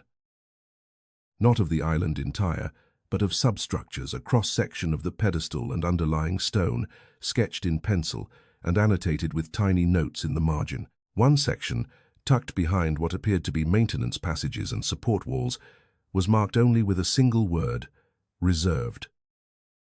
Another line had later been drawn from it downward into the island rock, ending at a narrow void, indicated not by architectural notation, but by the same sigil pattern they had seen on the photograph and on Maren's hand. "A chamber," Sable said. "Not public, not structural, hidden. Under the pedestal," Lennox whispered. "Before it opens," said Maren.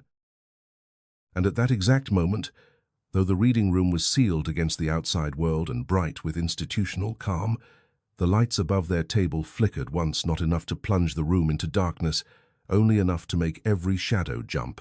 Several heads lifted elsewhere in the room. A librarian glanced upward and then toward the electrical panel with mild professional annoyance.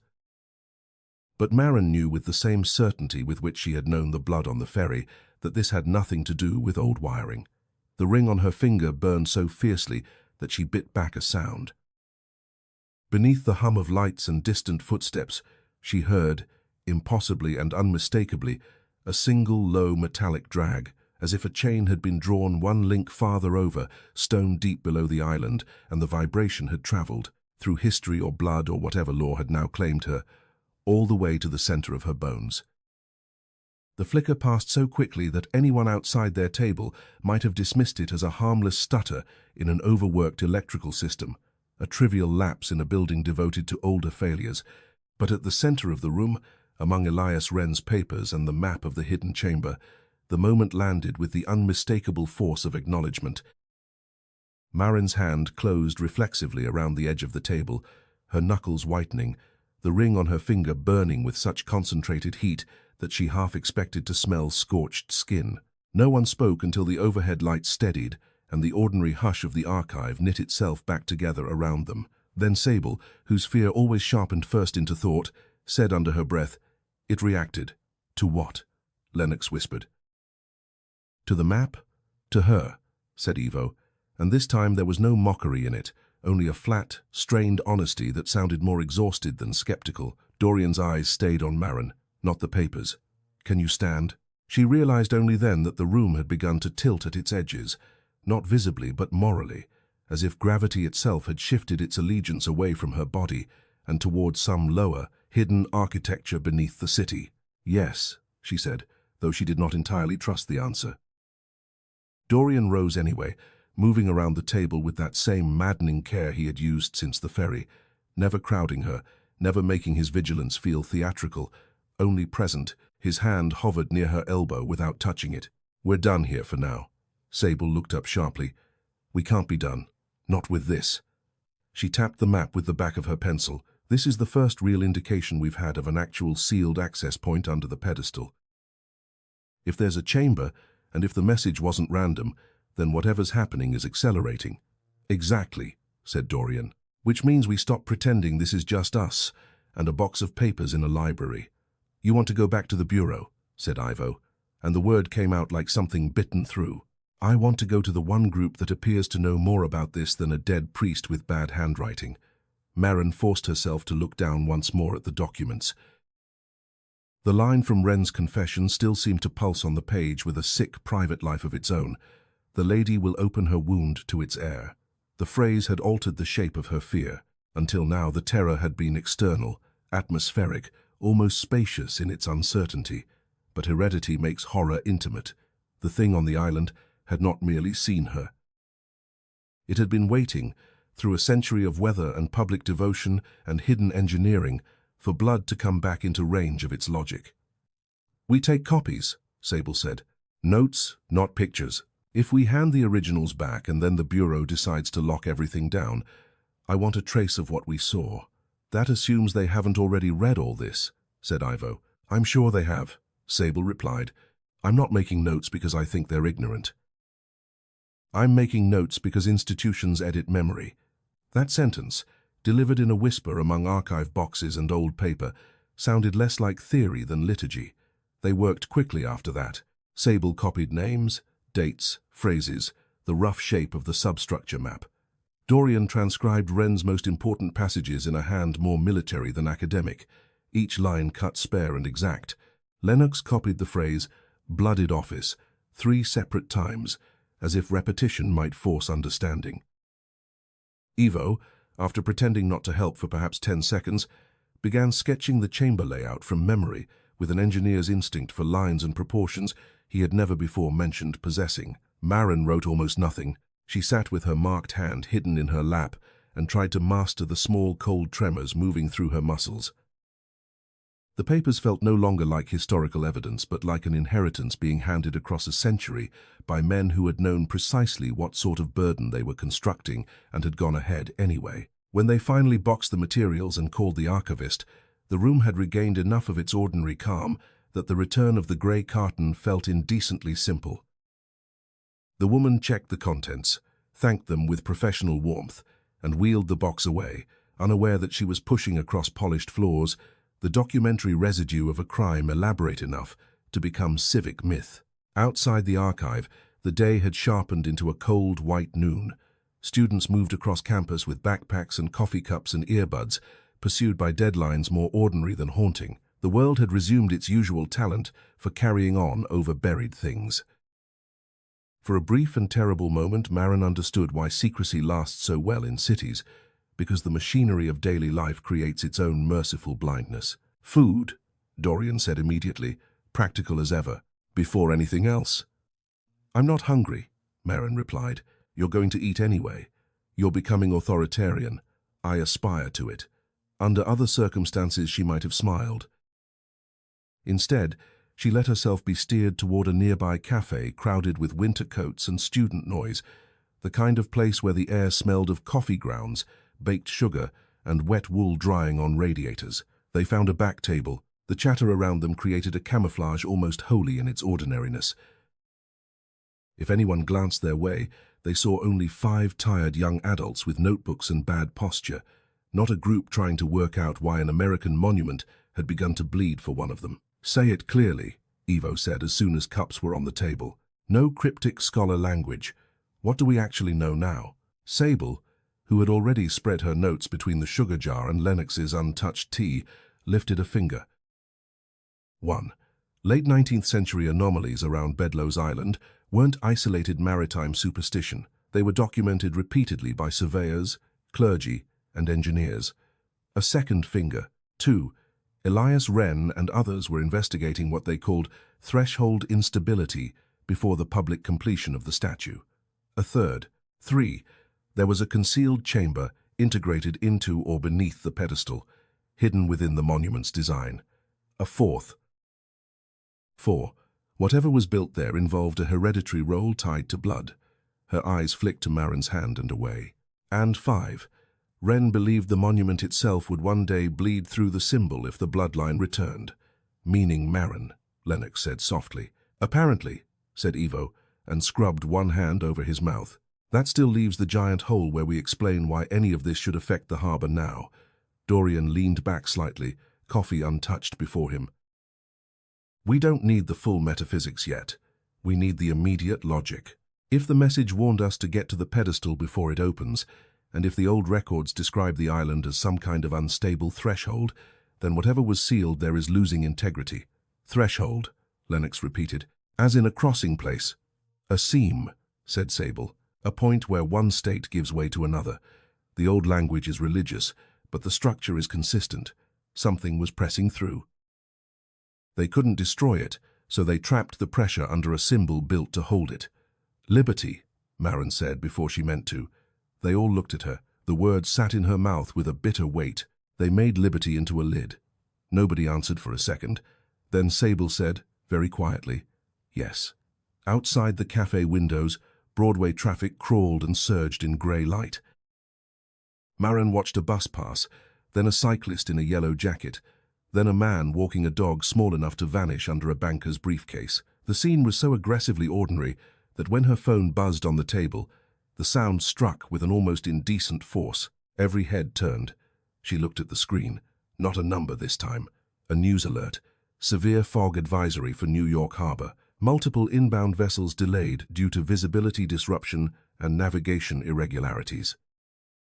Her stomach tightened. Read it, said Dorian. She handed him the phone. He scanned the text, expression flattening rather than changing. Visibility disruption, he said. Navigation irregularities. That's not normal language for weather, Sable said.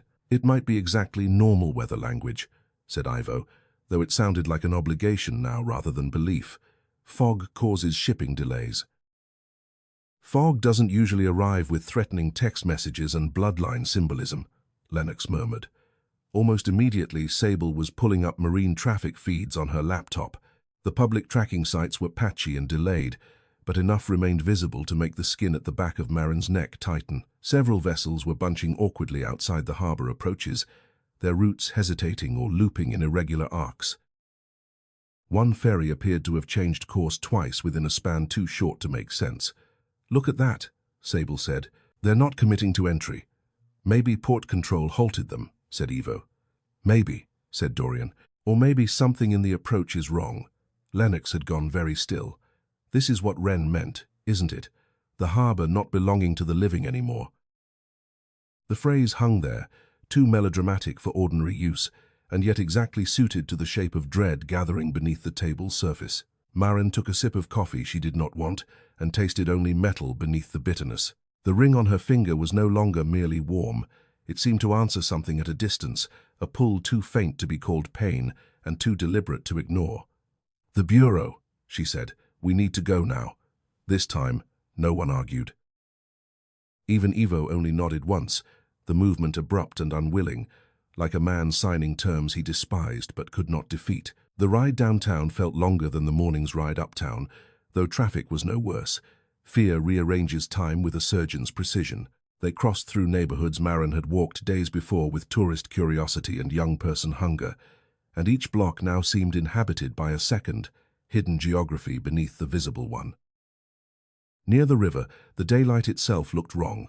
Not darker exactly, but flattened, as though the city's color had been washed in weak lie. Twice she thought she saw mist moving between buildings where no wind should have driven it. At a red light on the West Side Highway, she looked west and caught a glimpse of the Hudson, and for one staggering heartbeat the water appeared black enough to drink light.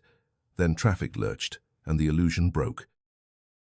The Bureau of Esoteric Containment occupied a building whose exterior had perfected the art of official forgettability. It was neither grand enough to attract attention nor shabby enough to invite contempt. A stone and glass structure with government bones and the polished anonymity of money, spent where no one would ask why. Jonah Vale met them in the lobby before they could announce themselves. He looked as if he had not slept, which in the cold clarity of his face made him resemble a man carved from paper and old grief.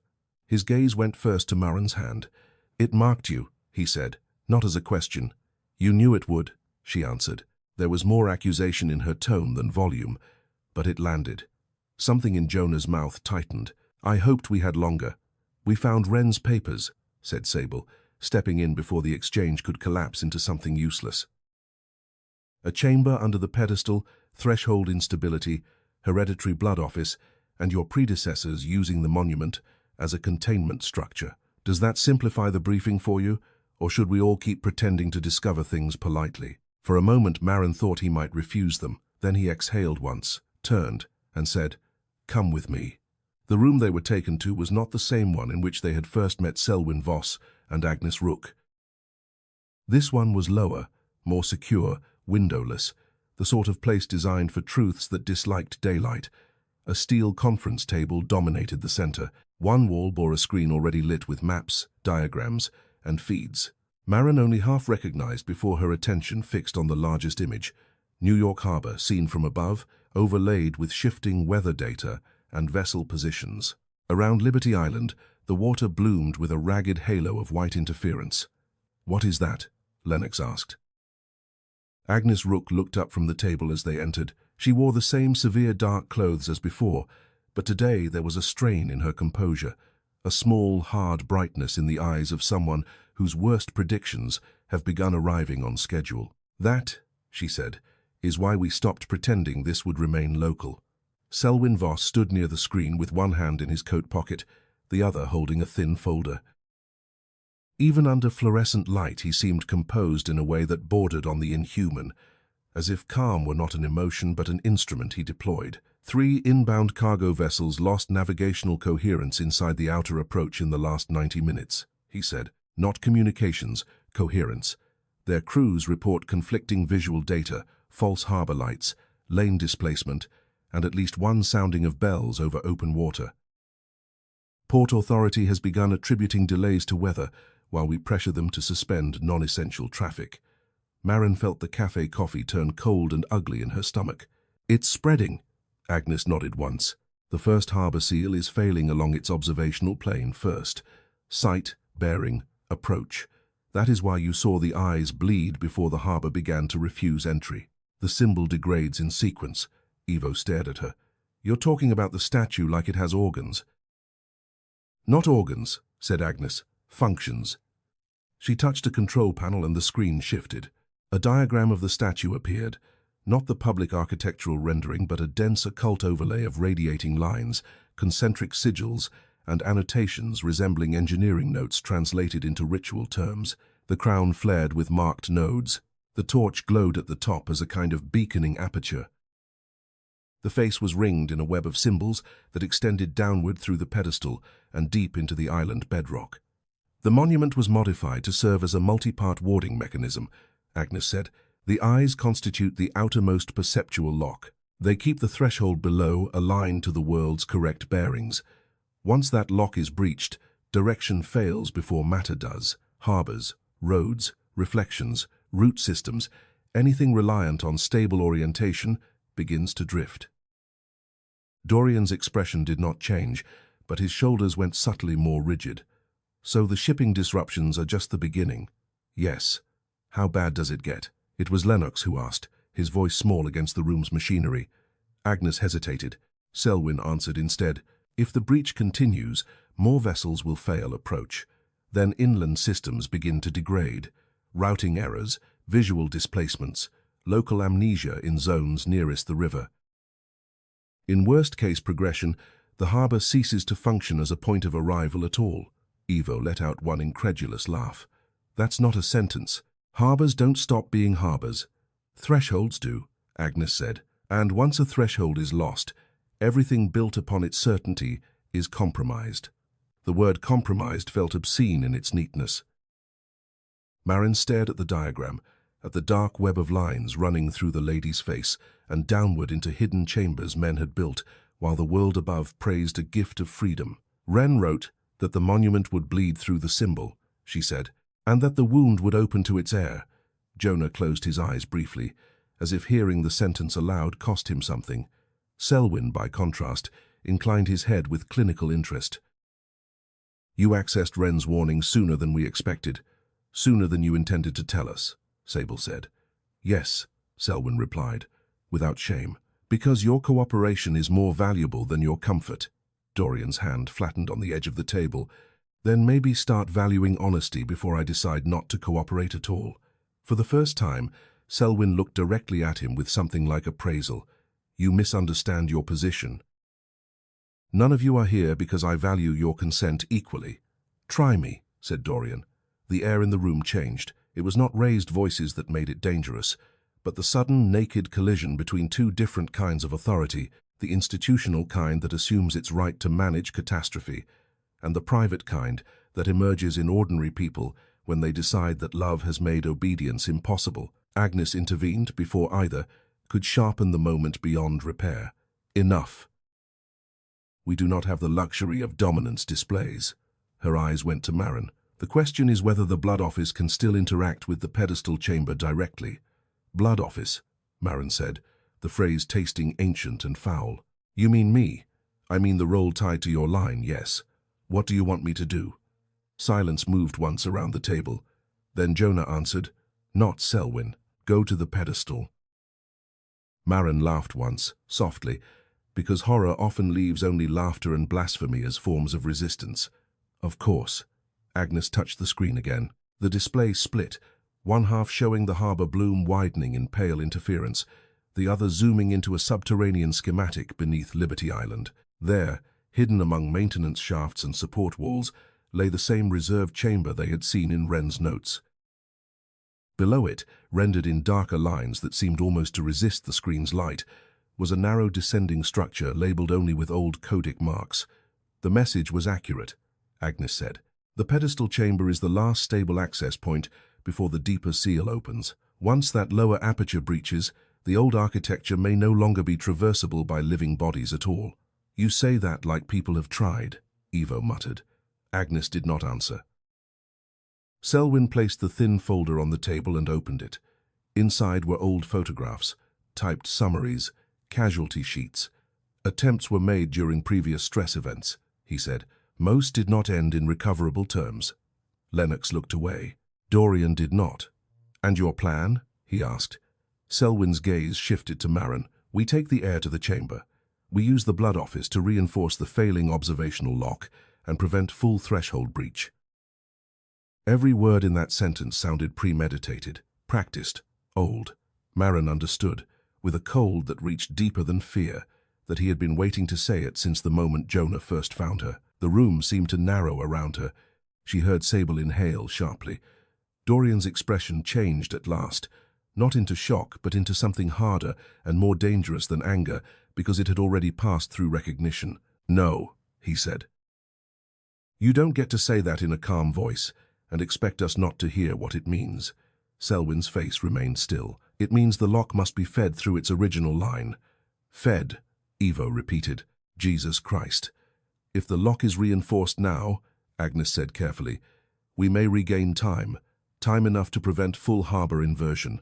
And, if not, asked Lennox. Then by tonight, said Agnes, there may be no safe approach to the island at all. Maren looked from one face to the next. Agnes with her terrible lucidity, Selwyn with his polished willingness to spend what was not his, Jonah with guilt hanging off him like an invisible coat, Dorian already braced for opposition, Sable bright with intellectual fury and dawning moral disgust, Lennox pale but holding himself upright by will alone, Evo no longer skeptical, only appalled. The pattern became clear with the kind of simplicity that belongs to traps. The harbour was beginning to fail. The old seal had recognized her. The Bureau wanted to use her line to prop it up, and somewhere beneath the pedestal, behind a century of civic myth and hidden architecture, a chamber built for this exact cruelty was waiting to be opened again. You knew, she said to Jonah. He met her eyes and did not insult her by denying it. Yes, from the beginning. Yes, and you still brought me in, because if I hadn't, someone else would have brought you bound. The room held that sentence like a blade. Selwyn did not contradict him. That was answer enough. Maren felt suddenly, viscerally, the scale of the old sin repeated in the new language of emergency. Wren and his companions had hidden a chamber beneath Liberty to force blood into architecture. Their descendants in polished offices had merely changed the paperwork. Outside the sealed walls of the bureau, ships were already losing the harbor. Mist was thickening over the water. And inside, men and women who understood the machinery of terror far too well were calmly asking whether she would kneel where her dead had knelt. The ring on her finger flared hot as a coal. Somewhere very far beneath the city, or very near within her own blood, she heard again the dragging of a chain over stone, and knew with a certainty too cold for panic that whatever was under the island was not waiting quietly anymore. No one in the room moved for several seconds after the chain sound passed through Maren's bones. It had not been audible in any ordinary sense. No speaker had transmitted it. No pipe or duct had shivered with it. No instrument on Agnes Rook's screens had registered the vibration. Yet the others saw the moment it struck her. Dorian took one involuntary step forward. Lennox's breath caught. Sable's fingers tightened around the edge of the steel table hard enough to blanch the joints. Even Selwyn Voss, whose composure seemed built on some interior economy more ruthless than calm, let his eyes narrow by a fraction. Maren kept her hand flat against the tabletop, because if she let it rise it would have gone to her throat, to the ring, to the mark beneath it, to any point on her body that might confirm she still belonged entirely to herself. "There it is," Agnes said softly, not to Maren but to the room, to the screens, perhaps to history itself. "The recognition loop has closed. Do not speak about her like that," Dorian said. His voice was low enough that its anger had become almost ceremonial. Selwyn did not look at him this time. He looked only at Maren. "You understand the urgency now." It was not a question. Maren hated him a little for the grammar of it. Urgency is the favorite mask of every old cruelty that wishes to be called necessary. "I understand," she said, and heard how thin her own voice sounded, stretched over a deeper steadiness she had not realized she possessed. "I also understand that you have known from the start what the Blood Office meant and chose not to say it plainly." Selwyn's expression altered only in the sense that polished surfaces alter when the light shifts across to them. Plainly stated truths often produce useless refusals. "Refusal is sometimes the only useful thing," Sable said. "Particularly when institutions start speaking in euphemism around inherited sacrifice." Agnes exhaled, not impatiently but as one might before beginning a lesson no one wished to learn. "The issue before us is not moral purity. It is structural failure. The first harbor seal has begun opening along its perceptual plane. Once the observational lock is compromised, bearing collapses, then pathing, then bounded space. Harbors cease to function as arrivals, roads cease to function as continuities, and eventually enclosed systems begin to admit exterior logic." "Exterior logic," Evo repeated. "I need all of you to stop inventing phrases that sound like they were translated from Latin by a dying bishop." "She means the thing under the island starts changing the rules," Lennox said, surprising himself with the firmness of it. Agnes glanced at him. "Yes, that is a fair simplification." Jonah had not spoken since Maren accused him, and the silence around him had taken on the terrible density of withheld confession. He stood near the wall display with both hands at his sides, not defensive, not open, merely fixed, like a man who had long ago learned that truth arrives too late to spare anyone and must be offered anyway. "There's more in the Wren papers than you found this morning," he said at last. "Not in the archive. In our copies." Sable's head turned with the speed of a blade. "You withheld additional material." "Restricted material," Selwyn corrected. "Restricted from whom?" Evo asked. "The civilians you were planning to escort into a blood chamber?" Selwyn's face remained blandly composed. "From anyone not essential to operations." "That would be us," Dorian said. "Seeing as you plan to use one of us as a key," Agnes said. "Jonah." Something in her tone gave him permission or absolution or both. He crossed to the cabinet at the far side of the room, keyed it open, and withdrew a thin archival folder enclosed in transparent protective sleeves. He laid it on the table in front of Maren, not Selwyn, not Dorian, not Agnes, her.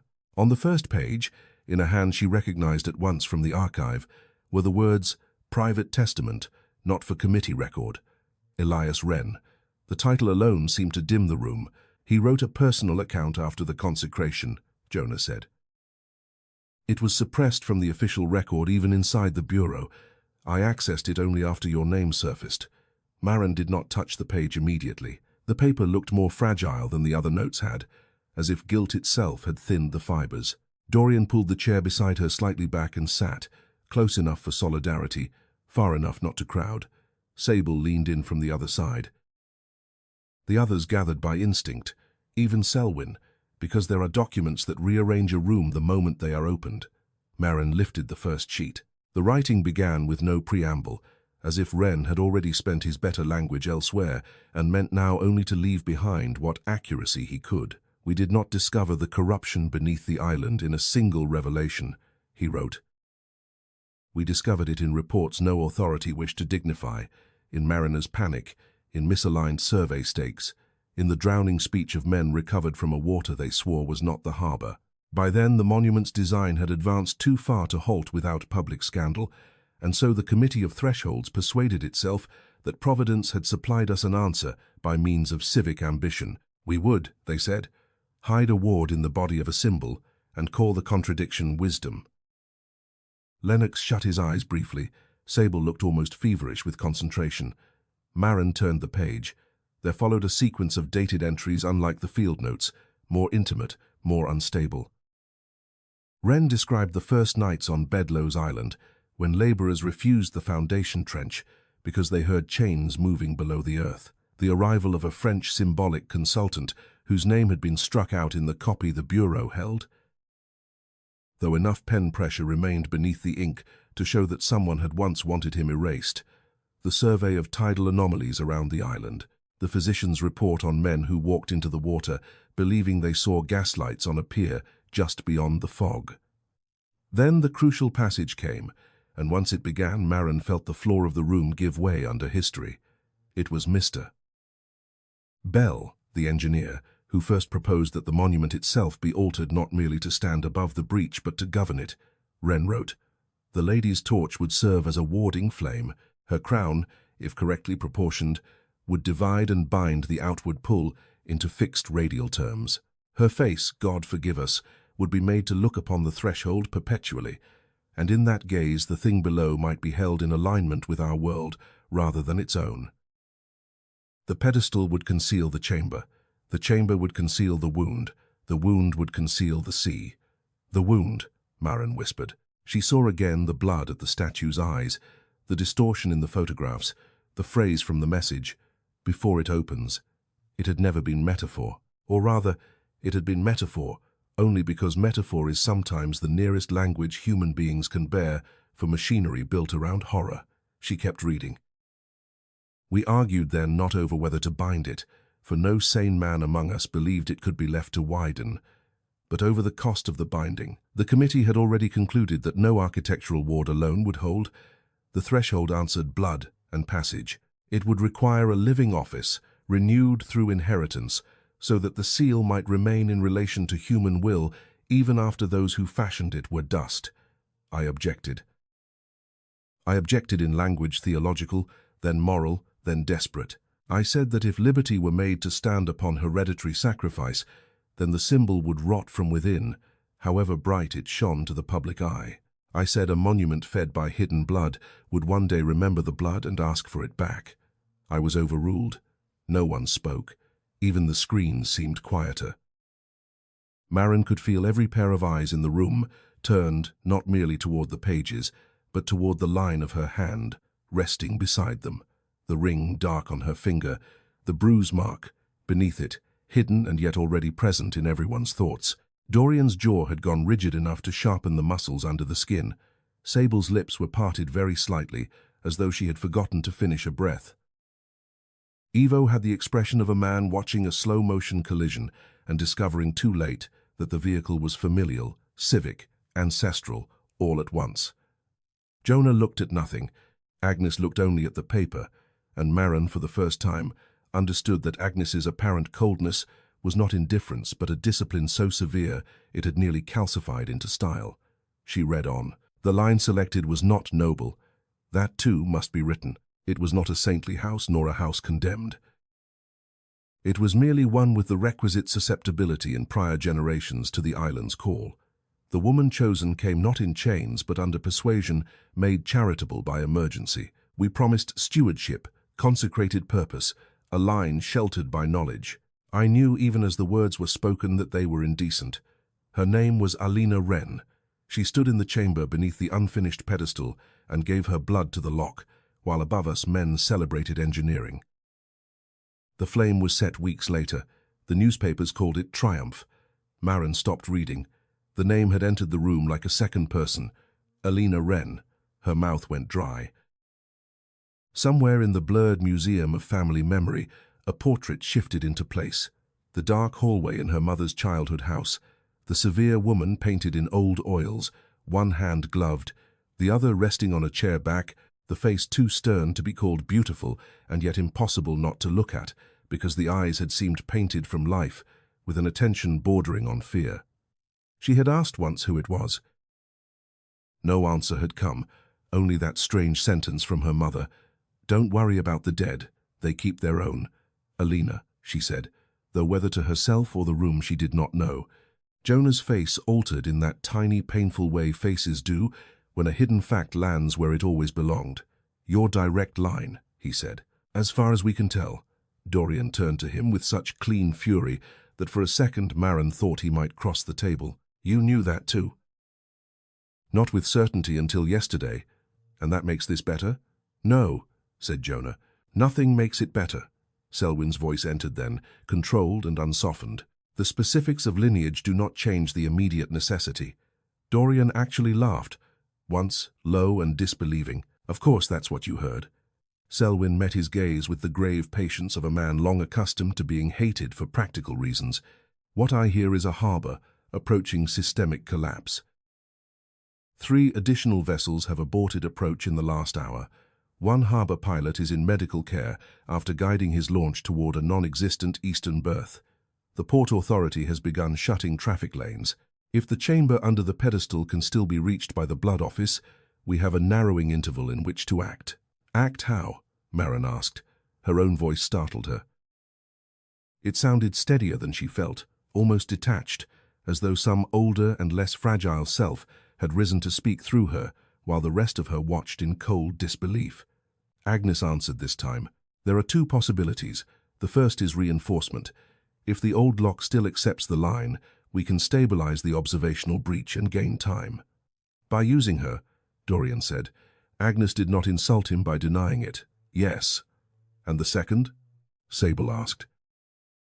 "The second," Agnes said, "is that reinforcement fails because the old architecture has degraded beyond correction. In that case, the chamber still matters, but for diagnosis rather than repair." "Diagnosis," Evo said. "You people are pathologically attached to making abominations sound administrative. Words are how institutions survive their own crimes," Sable said, not taking her eyes off Agnes. "That's enough," Selwyn said sharply. It was the first crack of genuine command he had allowed into the room. "No, it isn't," Maren said, and all of them looked at her. She set the pages down carefully. Her fingertips were trembling now, but she kept them flat. "You concealed the nature of the Blood Office. You concealed my line's connection to it. You intended to bring me to the chamber without telling me exactly what the chamber was built to do.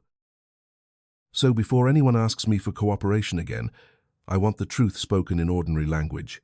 Selwyn's expression hardened not with anger, but with decision. Perhaps he had measured her and found evasion no longer useful. Perhaps the harbor feed worsening behind him had eaten the last of his patience for softer handling. "In ordinary language," he said, "the first harbor seal was built to hold a threshold shut by keeping it responsive to one inheritable human line. Your ancestor was the first bearer of that line in Ritual Office. The statue's face, crown, torch, and pedestal were all engineered to function as a containment system around that office. If the old system can still be fed through you, the eyes may stop bleeding, the harbor may recover its bearings, and we may avoid a deeper rupture." He paused only briefly.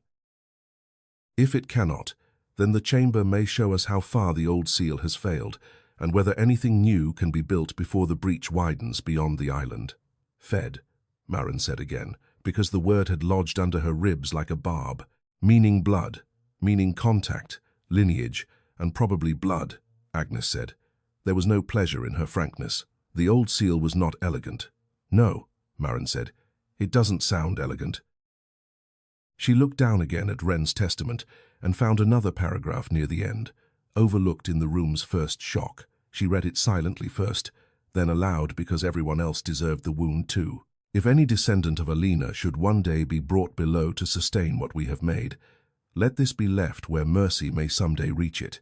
The architecture will ask not only for blood, but for consent shaped under duress, and that is the oldest lie in sacred dress.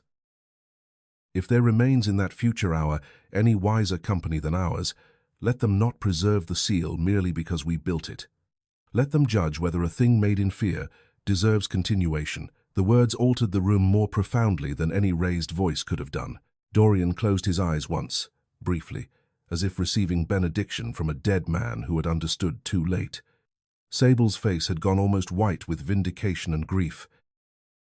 Lennox looked near tears, though whether from fear, anger, or relief that someone in the past had at least named the obscenity, it was impossible to tell. Ivo whispered, "Well, there's your dead priest." Agnes was the first to speak after the silence. "He was right," she said. The admission came from her like something lifted with both hands. Selwyn turned his head slowly toward her. "That is not operationally relevant." "It becomes relevant," Agnes said, "if the chamber offers only an extension of the original logic. We may stabilize the harbor and still entrench the same flaw." "We are currently discussing whether the city retains a harbor," Selwyn replied. "The flaw can be addressed after." "That is precisely how they built the first one," Sable said. "One emergency at a time, until exploitation became architecture." Jonah stepped in before Selwyn could answer. "There's another document." He drew it from the back of the folder, unfolded it, and laid it down. Unlike the rest, it was not Wren's handwriting. It was an engineering schematic overmarked by ritual annotations, with a second hand added later in the margins. At the bottom, in smaller script, Wren had written one final note. "Should the first seal fail, no mere replenishment will suffice. The line is too narrow a gate. A later house of warding must be made broader, or all roads will one day lead to the tide." Maren stared at that line until the language cleared into function. A later house of warding, broader, not replenishment, not repair. Something in her that had been frozen since the ferry shifted then, only slightly, but enough to matter. The future Wren had feared had arrived, and even he, complicit, overruled, guilty, had left behind, not simply warning, but refusal. "Do not preserve the seal merely because we built it." The sentence opened inside her like a second chamber, colder but cleaner than fear. Selwyn noticed the change in her face at once. "Do not mistake commentary for possibility," he said. "Building anything new is not a present option." "You don't know that," Agnes said. "I know our available interval. Intervals change, not in our favor." "Perhaps not," Agnes said, "but the old chamber may contain more than the lock. It may contain the lower geometry." Her eyes shifted to Maren, and for the first time there was something almost like appeal in them. "If we go below, we may be able to determine whether Wren's later house of warding was theoretical or incomplete design." Selwyn's mouth flattened. "Speculation. All repair begins as speculation." Dorian looked from one to the other, then to Maren. "What matters is that no one drags her into that chamber under the claim that there's only one possible outcome." Selwyn did not answer because a sharp tone cut through the room at that exact moment from the wall display. One of the harbor feeds flashed amber, then red. Agnes crossed to it at once. The screen showed a ferry route dissolving into a confused loop near the southern approach. Telemetry stuttered, corrected, then stuttered again. A second alert followed. "Pilot launch deviation. Visual disorientation reported." "How long?" Jonah asked. Agnes scanned the incoming data. "Hours," she said. "Less if the observational plane fractures fully." The room's air seemed to contract. No one could pretend now that this was about lineage alone, or ethics alone, or the archaeology of old sin. Outside, in cold daylight over a city still trying to continue as if continuity were guaranteed, the harbor was beginning to forget how to receive the living. Selwyn straightened. "We move within the hour," Dorian said at once. She is not going alone. The chamber is not a tourist site, Selwyn replied.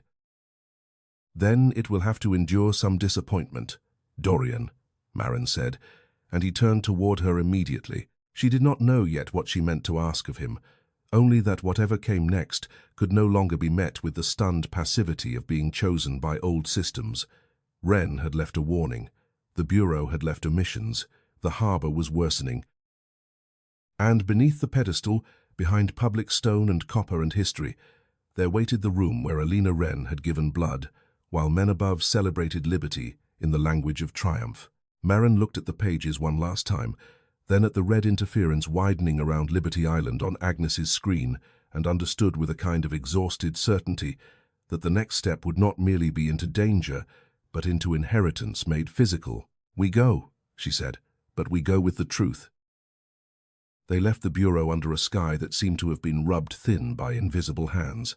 Manhattan still stood, traffic still moved, steam still rose from street grates in pale ghosts, and yet the city's ordinary coherence had begun to fray at its edges in ways so slight that any single witness might have mistrusted themselves for noticing. A taxi turned, where no turn lane existed, and corrected too late with a scream of brakes.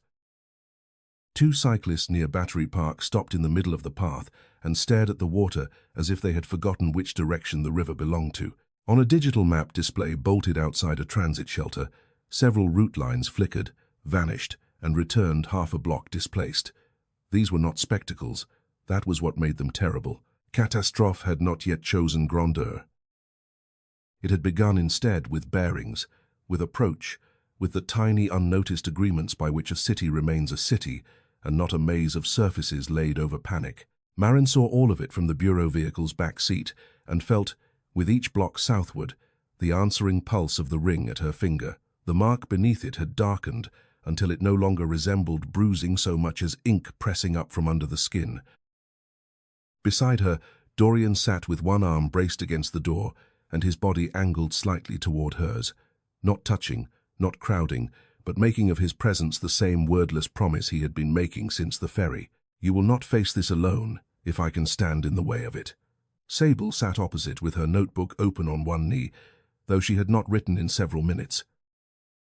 Her eyes moved restlessly between the passing streets and the folder of copied Wren notes in her lap, as though she were trying to keep the present and the past aligned by force of attention alone. Lennox held his phone with both hands but did not look at it. Ivo stared straight ahead, with the exhausted stillness of someone who had finally accepted that disbelief, however righteous, could no longer function as defense.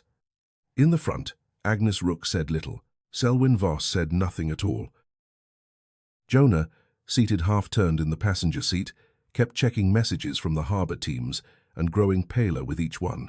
"How bad?" Dorian asked at last, when Jonah's silence had become too burdened to ignore. Jonah looked back at them. A Staten Island ferry entered holding pattern twice on approach and nearly clipped a maintenance barge while correcting. One tug captain reported seeing berth lights where there was open channel. Two separate crews described hearing bells over the fog. Ivo let out a sound between a laugh and a curse. "Of course they did." "Public explanation?" Sable asked. "Weather instability, signal, confusion, temporary routing disruption." "And privately?" Jonah's mouth tightened. "Privately, everyone in the control chain who has seen enough to matter is beginning to panic." The vehicle turned toward the battery tunnel approach, then veered off before committing, taking instead a service route Maren did not recognize. "We're not taking the public ferry," she said. Selwyn answered without turning. "No, because it's unsafe, because public traffic may not reach the island at all." The words settled over them. Unsafe would have been ordinary. Not reach the island at all belonged to another order of danger, one that had less to do with violence than with the erasure of continuity itself. The harbor ceases to function as a point of arrival. She heard Agnes's earlier explanation again and hated how quickly the phrase had become intelligible. They came at last to a restricted marine access point, where Bureau personnel in dark coats moved with disciplined haste between vans, crates, and communication posts. Beyond the quay, the water lay under a veil of white-grey mist that seemed too thick for the temperature and too low for natural weather, as if the fog had not descended from the air but risen from the harbor's own depths. Liberty Island itself was barely visible through it, only the upper half of the statue emerging at intervals, like a figure half remembered in fever. The torch burned, not metaphorically, not in the softened gold of afternoon light against copper, but with a concentrated inner flare that even at distance made Maren's throat tighten. The face was too far to see clearly, yet she knew, without being able to prove how the eyes would look if she were close enough. "That wasn't happening this morning," Lennox whispered. "No," said Agnes, "it wasn't.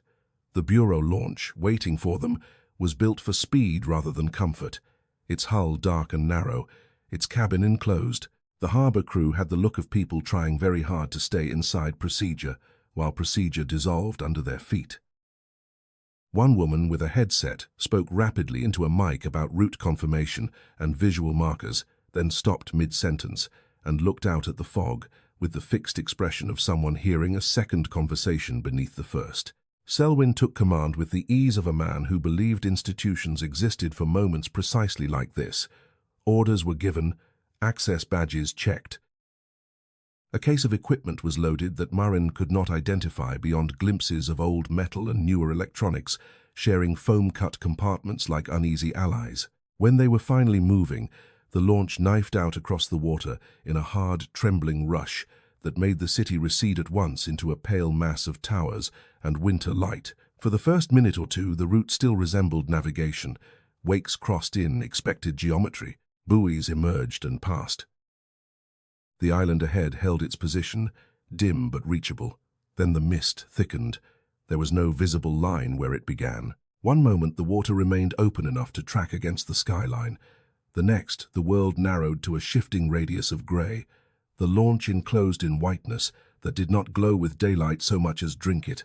The pilot swore softly. Another crewman leaned closer to the instrument panel. "Mark adrift," he said. "No, wait there." "That's impossible," said the pilot. "We're too far east." Maren watched the windows. Twice she thought she saw lights moving parallel to them in the fog glow, fixed points like lamps on a distant pier. Each time they vanished when she tried to focus on them directly. The ring at her finger had become painfully hot. Dorian noticed and closed his hand gently around hers. His palm was cool, solid, human. For 1 second she nearly broke under the relief of that contrast. "Stay with me," he murmured. "I'm here," she said, though already she could feel the harbor's altered logic pressing against her perceptions, trying small tests at the seams. The deck seemed to tilt when it did not. The launch engine's vibration deepened into something almost like a voice. In the glass she saw, once, not the reflection of their cramped cabin, but a narrow iron stair descending under lantern light. She blinked, and the reflection became only themselves again, Dorian, grave and watchful. Sable, taut with thought.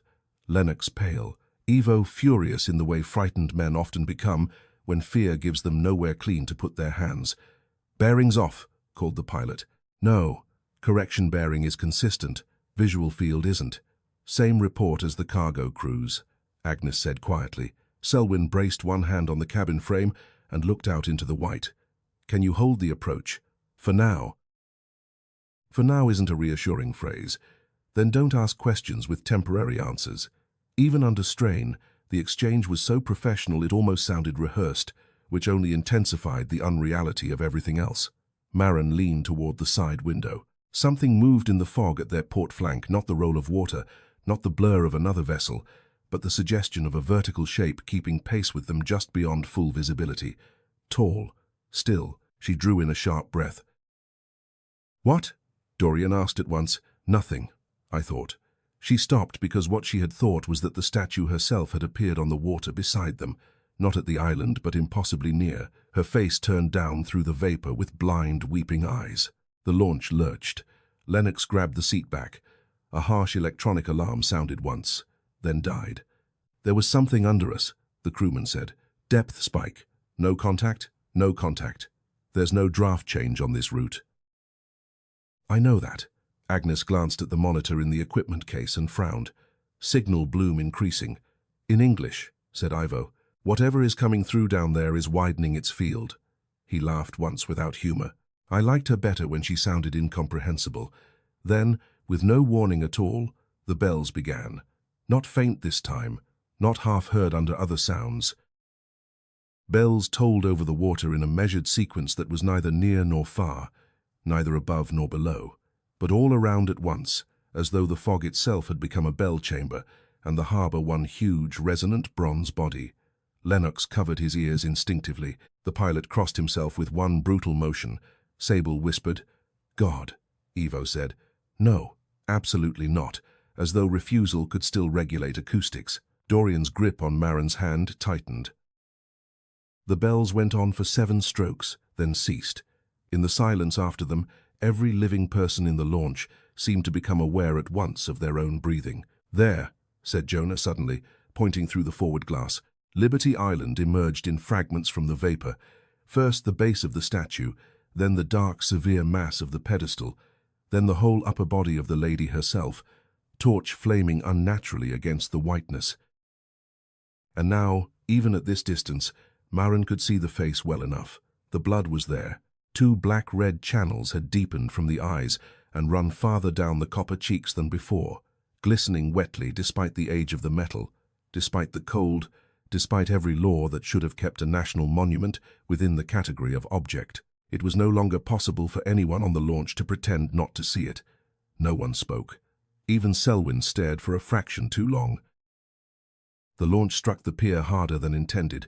Ropes were thrown, caught, secured. The landing itself seemed wrong, as if the dock had shifted inches between the pilot's expectation and the hull's arrival. They disembarked into bitter wind that smelled of brine, old iron, and something faintly medicinal beneath, like wet stone in a church crypt.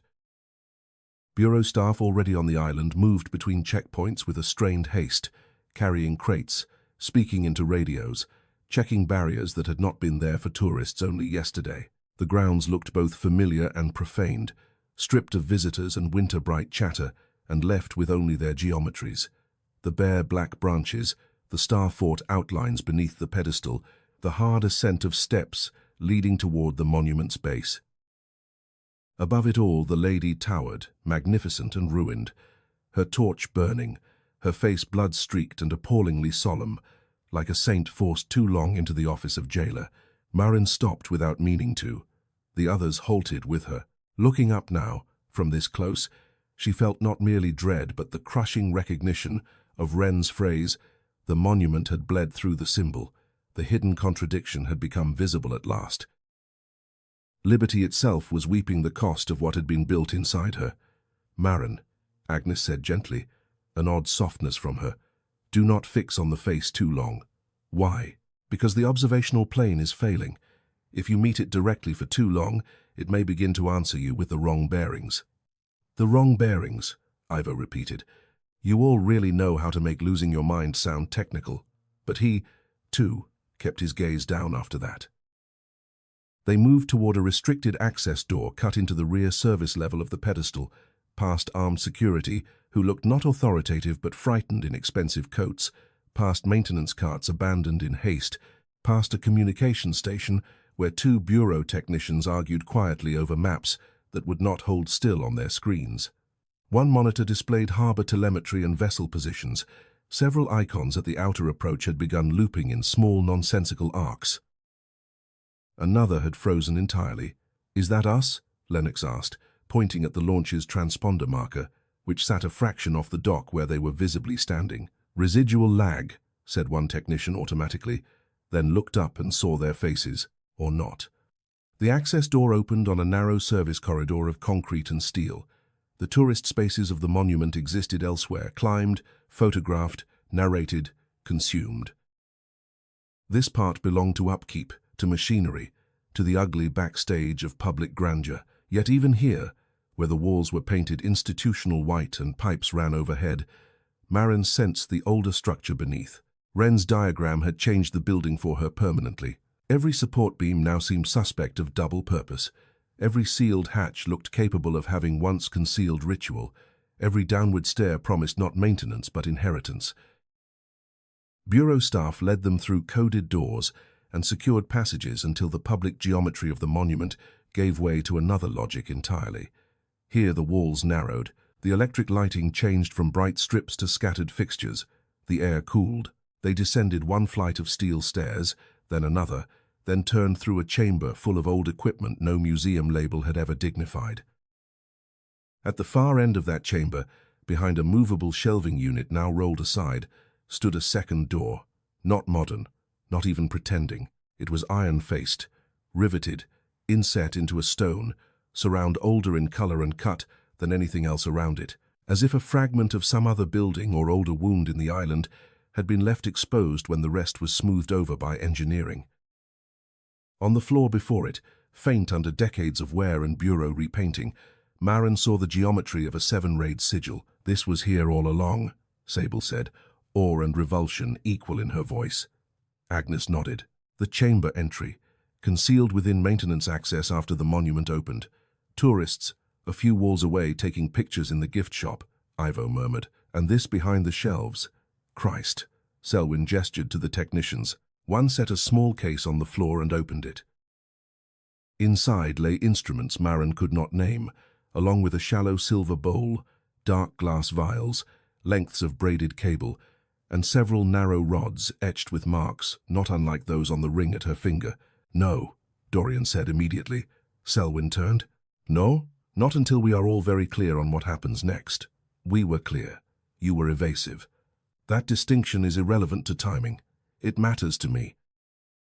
The two men stood facing each other across the threshold sigil, while the blood-streaked monument loomed somewhere above them through hundreds of tons of stone and steel. It was absurd and exact at once, the old conflict repeating itself under fluorescent hum and emergency protocol. Agnes stepped between them before the moment could harden into open fracture. "We assess first," she said. "Entry, observation, responsiveness, not reinforcement. Not yet." Selwyn did not look pleased. "The window narrows, and if you rush the old mechanism without understanding its present state, you may collapse what remains of the lock entirely, or save the harbor, or feed the wrong part of the sea." "Enough," Maren said, and both of them stopped. She had not raised her voice. She had merely reached the point beyond which other people's arguments around her body had become intolerable. She looked at the iron door, at the 7-rayed mark worn into the floor, at the hidden backstage of American myth and hereditary violence, and knew with a clarity almost tranquil that she was past fear in its first form. What remained was anger so cold it had become useful. "We open it," she said. "We see what is there. Then nobody uses my blood for anything until I decide what I'm deciding." Selwyn's eyes narrowed. "That is not how this works." She lifted her marked hand. The ring had gone almost white-hot against her skin. Then, maybe how it works is changing. For a second, no one moved. Then, from somewhere deep beyond the iron-faced door, there came a sound too soft to be called loud, and too final to be mistaken for coincidence. A single metallic click, as of something vast and patient, shifting one notch toward release. Lennox made a frightened sound. Sable whispered, "It heard that." Jonah went pale as paper. Agnes looked at Maren with an expression that was not surprise so much as grim confirmation. "Yes," she said, "it did." The iron door bore no visible handle on the outer side, only a recessed plate at waist height and, set into the stone beside it, a narrow groove so worn it could have been made by years of tools or by a single repeated act of ritual. Maren knew before anyone said it what would fit there: the ring. The knowledge arrived in her not as guesswork, but as memory she had never personally earned. Dorian saw her expression and followed her gaze to the groove. "No," he said again, but more softly now, because he too understood the shape of the mechanism. Selwyn said, "The office key." Agnes did not contradict him. Sable inhaled once as if bracing herself against an icy plunge. "Wren built the line directly into the access. Or Bell did," Ivo muttered. "Let's credit the engineer with some of the nightmare." Maren slid the ring from her finger. It resisted at first, as if the skin beneath had swollen around it, and when at last it came free, she saw the mark below in full. An eye split by a vertical line, circled by 3 narrow rays. The flesh where the ring had sat was red and tender, but the symbol beneath looked older than injury, almost older than skin. She held the ring over the groove. Dorian's hand closed around her wrist, not harshly, but enough to stop the motion. "Maren," she turned. There was no command in his face now, only fear and something deeper, something like helpless loyalty made furious by its own limits. "If you do this," he said, "we do it together." She looked at him, at all of them, Sable with her terrible courage, Lennox already frightened and still standing, Ivo trapped far beyond his chosen life and refusing to run, Jonah burdened by knowledge, Agnes sharpened by centuries of inherited error, Selwyn cold as statecraft. Then she looked back at the hidden door in the guts of Liberty, at the place where Alina Wren had once stood under persuasion, made charitable by emergency, and she understood that Chapter 1 of her fear had ended on the ferry, Chapter 2 in the archive, and now here in the buried service dark the book itself was opening. "Together," she said, and set the ring into the groove. The ring seated itself with a softness more terrible than any mechanical snap. There was no resistant scrape of metal on metal, no reassuring clunk of an ordinary lock accepting an ordinary key. It entered the groove as if returning to a shape it had been made to remember, and the stone around it answered not with sound at first, but with a subtle change in pressure, as though the air in the hidden corridor had drawn a slow breath inward and held it. Maren felt the response travel up through her wrist, along the tendons of her arm, and into the center of her chest with the intimate violence of recognition. Beneath her hand the recessed plate darkened, not in shadow but in depth, the way water darkens when something below it begins to move toward the surface. Then the mechanism awoke. Iron complained softly within the wall. Somewhere beyond the visible thickness of stone, gears or bars or older things than either, withdrew in a measured sequence of metallic clicks, each one spaced too evenly to be accidental and too organic to be comforting. The seven-rayed sigil at their feet gave off a faint red shimmer that did not illuminate so much as stain the concrete with an afterimage of old ritual.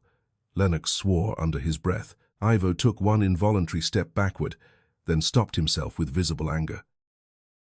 Dorian's hand remained around Maren's wrist until the last possible moment, not restraining her now but holding her to the living world through contact alone.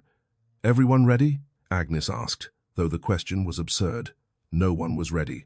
What she meant, and what they all understood, was whether there remained enough of them on the human side of the threshold to proceed deliberately rather than be drawn. Selwyn answered first, because of course he did. "Open it." Maren did not move. "Not until we agree." Selwyn's face hardened very slightly. "This is not the moment." "No," she said, and even she could hear the change in her own voice now, the strange, deep steadiness that had been gathering in her since Wren's testament, and was no longer fear's opposite, but its colder twin. "This is exactly the moment. We go in, we assess, and no one uses my blood to reinforce anything without my consent. Not you, not Agnes, not the Bureau. If the chamber is still functioning, we learn what it is before anyone asks me to kneel in it." The fluorescent light above them hummed. Somewhere beyond the hidden door, a slow, submerged sound rolled through the stone like distant water striking a hollow place. Selwyn looked at her for a long time. Then, perhaps because the harbor was failing too quickly to waste more time on force, perhaps because the chamber might already have its own opinions about coercion, he gave one curt nod. "Assessment first." Dorian did not relax. "And no splitting up." "Agreed," Agnes said before Selwyn could answer otherwise. "If the spatial integrity below is unstable, isolation may be unrecoverable." "I hate every sentence you say," Ivo muttered, but he came closer to the group rather than farther, which in Ivo counted for more than declarations. The final bar withdrew within the wall with a heavy internal groan. The iron-faced door shifted inward by perhaps an inch, then stopped, held against its own weight like a mouth deciding whether to open. Cold came through the seam, not the ordinary cold of basement stone or unheated void, but a more ancient temperature entirely, the kind that feels not merely like absence of warmth, but like the long presence of something that has never belonged to sunlit air.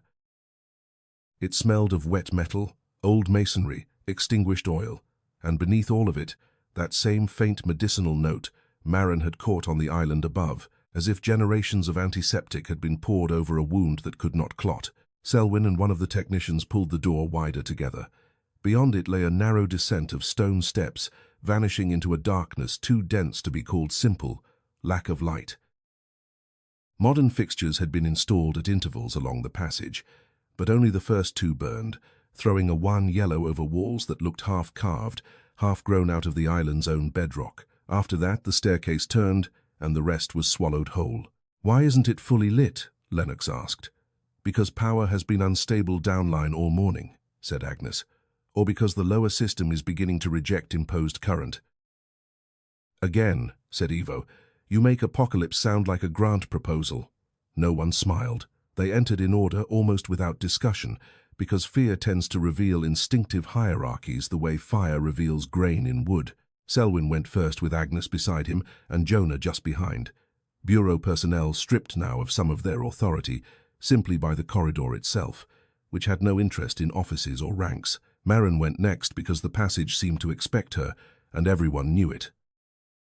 Dorian remained so close at her shoulder that now and then she felt the wool of his coat brush hers. Sable followed with the notebook still tucked under her arm despite all practicality, as if language and record remained the only stakes she could drive into the shifting ground. Lennox and Ivo came last, not because they were weakest, but because they had become, together, the watch at the rear. The door shut behind them with a long, reluctant thud that left the air changed, sealed, older. For several seconds, all they could hear was the faint electric hiss of the nearest lamp and the sound of their own breathing turned strange by enclosed stone. "Do not look back too often," Agnes said quietly. "Why?" asked Lennox. "Because this passage may not preserve perspective consistently. That is not an answer. It is the one I have." They descended. The first flight still resembled architecture: stone steps, iron handrail, moisture darkening the corners where wall met tread. Here and there, the remnants of Bureau intervention showed themselves: conduits fastened to rock, old warning placards, a bolted camera housing with its lens black and dead. But as they went lower, the human additions became sparse, then incidental, then almost pathetic against the older geometry pressing through. The walls narrowed and widened by fractions that did not correspond to engineering need. Certain blocks of stone had been cut too smoothly, as if polished by repeated touch from hands that no one had ever admitted here. In places, the surface was incised with shallow lines no maintenance crew would have allowed if maintenance were the point. Maren recognized some of the shapes at once from the ring, the mark on her skin, Wren's diagrams. Others looked less like symbols than like routes on maps to places the world had refused. The electric fixtures failed entirely after the third turn. Selwyn's technician distributed flashlights from the case, but even their white beams behaved badly, flattening at the edges, swallowed by the dark as if the passage were reluctant to return all the light it received. Sable caught her breath once and angled her torch along the left wall. "There," she whispered. Cut deep into the stone was a line of script in English, older than the paint and fittings around it, the letters precise and almost ecclesiastical despite the damp. "Steady the eye or lose the shore." Jonah stepped closer. "Wren," he said. "Or Bell," Ivo muttered. Everybody keeps attributing nightmares to the priest just because his handwriting survived. The attempt at sarcasm did little to conceal the strain in his voice. The air grew colder as they descended, but not evenly. Pockets of temperature shifted around them, now the raw chill of wet stone, now a breath of air so cold it felt almost liquid passing over the face and hands. Several times Maren had the disorienting sense that the stair under her feet was no longer descending through the pedestal at all, but down the inside of the statue's own body, between ribs of iron and old sacrament. Once, in the edge of her flashlight's cone, she saw what looked unmistakably like red staining on the wall. She stopped. Dorian stopped with her. The others halted in a rustle of coats and breath. She moved the light closer. Not rust, not fully. The streak was too dark at its heart, too fresh-seeming against the mineral damp, and yet when she touched it with one gloved finger, it came away dry as dust. Beneath it, nearly invisible unless seen from the correct angle, was another inscription: "Bind the gaze. Keep the harbor human." Agnes read it over her shoulder, and for the first time Maren heard something like grief in her voice. "They thought they were writing commandments," she said. "They were writing apologies in advance." Selwyn said nothing. Dorian shone his light farther down. "How much deeper?" "According to the known plan," said Jonah. "One chamber level, then the lower vault approach." "Known plan," repeated Ivo. "Love that phrase." They reached the first chamber without warning. The stair simply widened, exhaled, and gave them into a circular space carved partly from the island's natural stone and partly built up with brick and riveted iron in a marriage so uneasy it seemed to summarize the entire project. It was not large, but it possessed the unmistakable gravity of a room where people had once stood to do something irreversible. The floor still bore the ghost of painted geometry, long scraped and repainted, circles and rays half visible under bureau sealant. Against one wall stood a narrow iron table bolted to the floor. Opposite it, shelves held old instruments, sealed now in transparent containers, ceremonial bowls, lengths of chain, a cracked leather case, copper rods engraved with directional marks. On the far side, a second door waited, lower and wider than the first, framed not by finished masonry, but by raw rock cut into a pointed arch that had no place whatever in the clean civic mythology of the statue above. Lennox stood very still. "This is where she stood," he said. No one needed him to clarify whom he meant. Maren knew it too. The knowledge entered her the moment she crossed the threshold, not as fantasy but as a pressure in the blood, a layering of time. For one impossible second the room doubled. The bureau sealant peeled away. The electric lines vanished. Lanterns burned low in niches. Men in dark coats crowded the perimeter, faces pale and severe, their breath smoking in cold air. A woman stood at the center with one bare hand extended over the iron table. She was not old, she was not saintly. She looked as portraits of strong women often look when painted by men slightly afraid of them, composed enough to be mistaken for willing. Alina Wren. Maren felt the vision strike through her like a nail of ice. Then it was gone, and only the chamber remained, but her knees nearly failed with the force of what had passed. Dorian caught her before she could stumble. "What happened?" he asked. She was here. Her own voice sounded wrong to her, distant and overlayered. "Alina." Sable went white. Agnes's face closed with terrible understanding. Selwyn said, "The office is resonating." "Stop calling it that," Dorian snapped. "Then what would you call it?" Selwyn replied, "Inheritance? Violation? A crime polished into ritual?" Dorian's expression made it clear he could have supplied several. Maren freed herself carefully from his supporting grip, though she left one hand on his sleeve for another second longer than necessary, just to anchor the room. "We keep going," she said. "Not alone," said Lennox at once. "I didn't say alone." Sable had moved to the shelves, examining the sealed containers with a scholar's hunger that now looked very close to fury. "They archived the tools," she said. "They turned the instruments of the original binding into collection pieces." Ivo shone his light over the iron table. "And what is this supposed to be?" The table's surface was not flat. Grooves had been cut into it in a deliberate pattern, channels leading from a central basin toward the edges, old enough to be stained into the metal itself. Whatever had once run there, no century of bureau containment had fully erased. Jonah said nothing, but Maren saw him look away. "Do not touch anything yet," Agnes said. "We document first." "No," said Maren. The word came before she considered it, but once spoken, it remained right. Not first. Everyone looked at her. She walked slowly to the second door in the raw rock arch and felt the ringless finger where the mark lay hidden under skin throb in answer. The door had no visible groove for the ring, no recess, no mechanism. Instead, set waist-high into the stone beside it, there was a shallow hand-shaped depression, worn by time and use, into a shape not exactly human, too long in the fingers, too narrow at the palm. Above it were carved 3 words: "What enters, consents." Lennox made a frightened sound. Ivo said, "That is the worst thing I have ever read on a wall." "Wren warned us," Sable said. "Consent shaped under duress." Dorian came to stand beside Maren. "Then this is where we stop following their script." Selwyn's reply came cold and immediate. "This is where we assess whether the lower breach can still be reached at all." "And if it can?" asked Dorian. "Then we proceed according to what is necessary."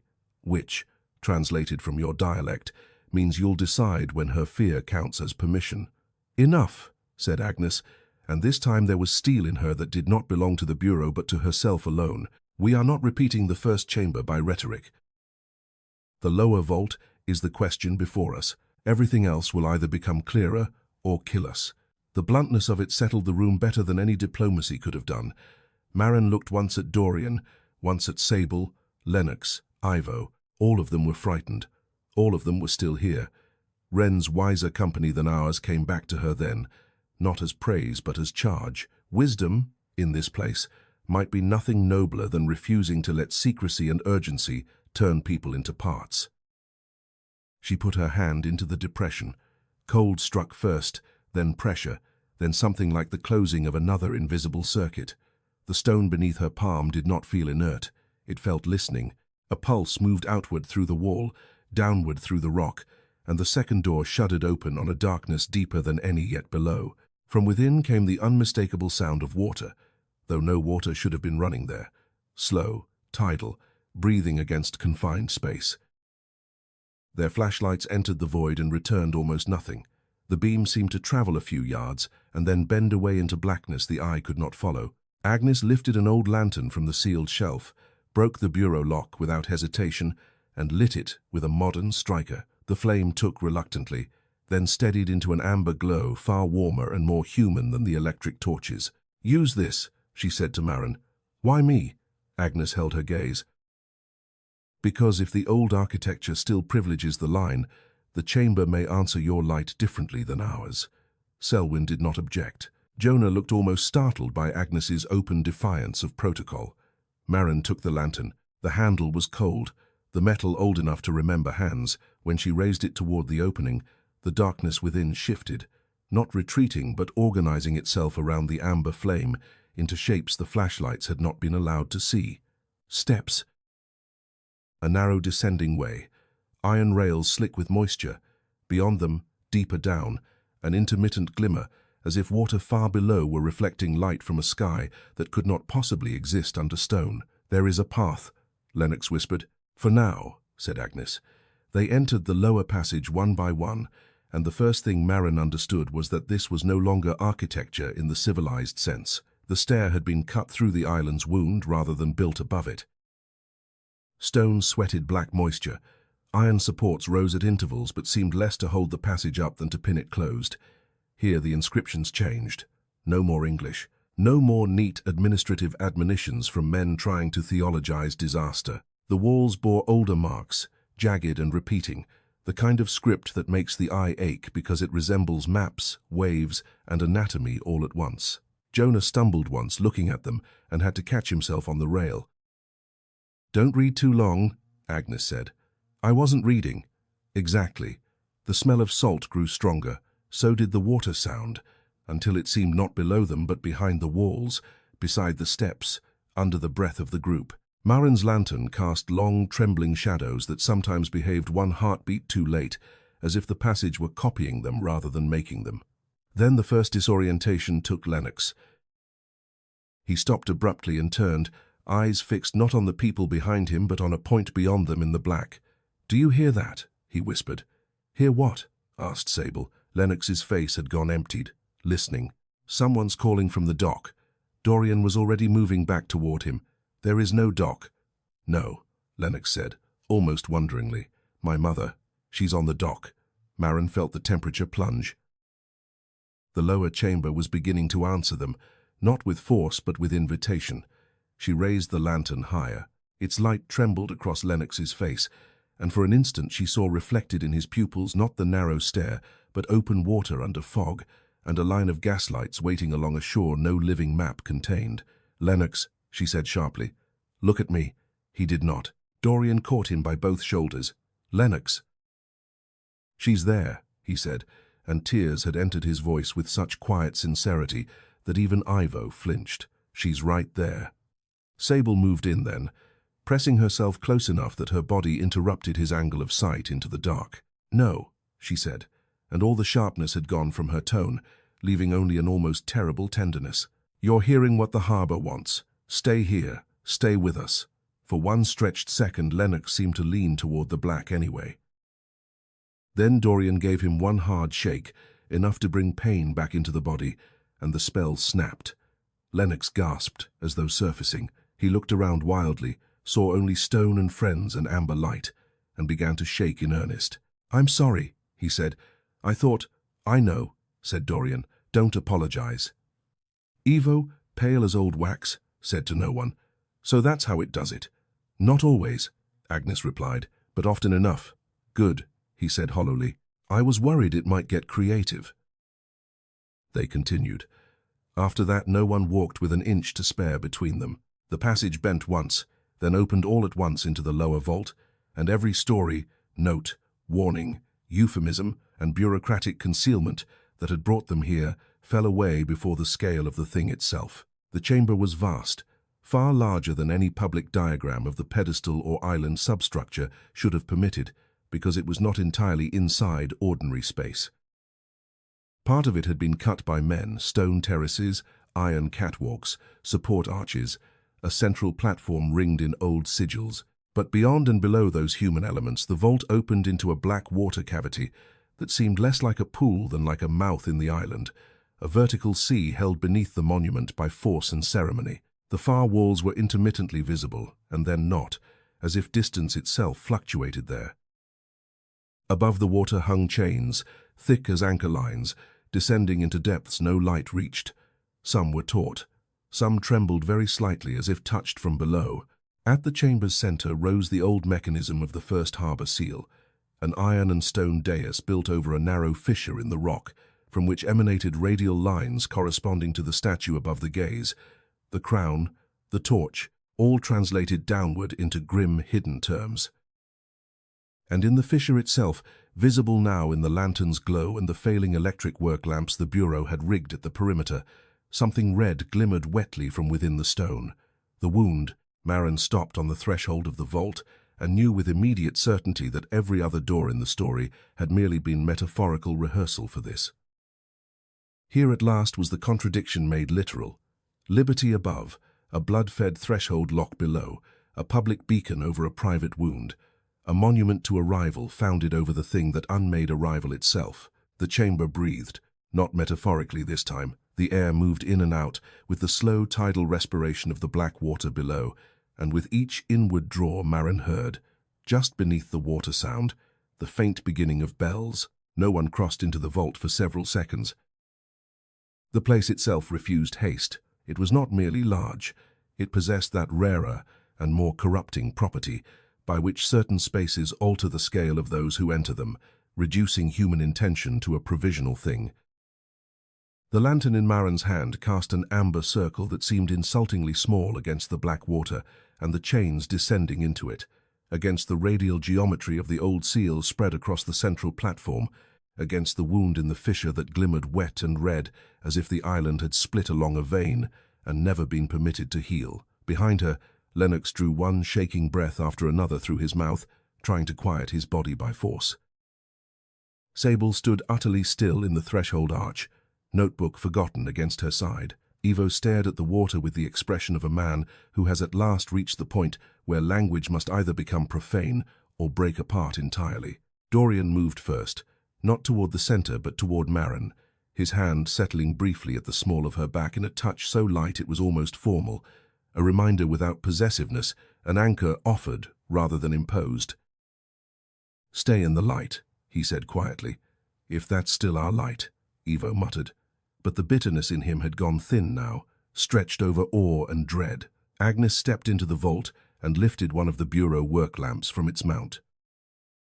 The electric glare it cast was harsh and cold, and somehow less trustworthy than the lantern. Yet where it swept the central mechanism, the old ironwork came fully into view. Concentric rings bolted into stone, directional rods engraved with the same sigils Maren had seen in Wren's diagrams, and at the very center a narrow basin above the fissure, shaped so precisely that it seemed to expect not only liquid, but sequence. Old channels radiated from it through the stone, like the anatomy of a ritual the monument above had spent a century disguising as engineering. "There," Agnes said. Her voice sounded smaller in the chamber, flattened by the water's slow respiration. The observational lock housing. Selwyn had already come down from the threshold and was studying the central platform with the hard attention of a man seeing a machine rather than a wound. "Damage?" he asked. Agnes approached the outer ring but did not yet step onto the dais. "Visible breach along the primary sight lines. The radial channels are active, more active than they should be. Can it still take the line?" She did not answer at once. Instead, she crouched, examined one of the engraved rods, and touched the back of her fingers to the stone beside it.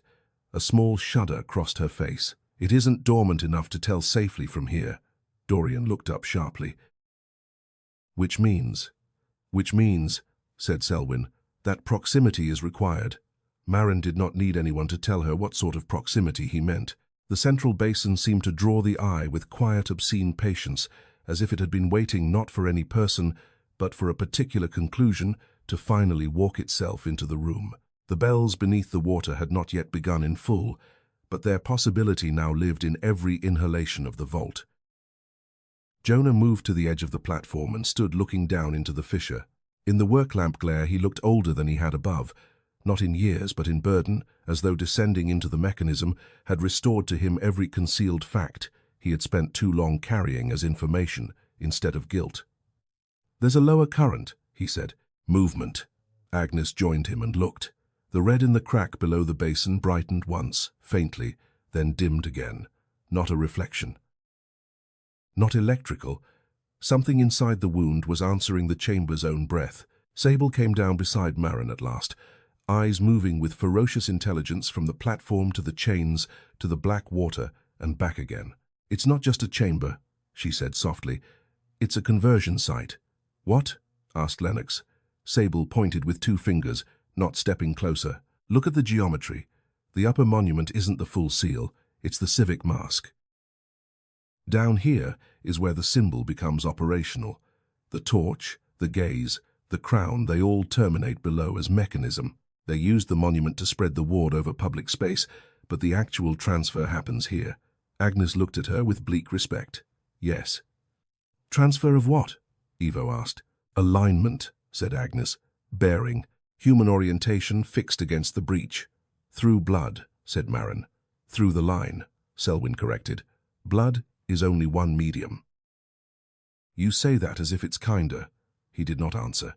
Maren took 3 slow steps into the vault proper. The lantern flame trembled but did not fail. The chamber's darkness shifted around it in ways the electric lamps did not command. Certain details emerged only in that warmer light.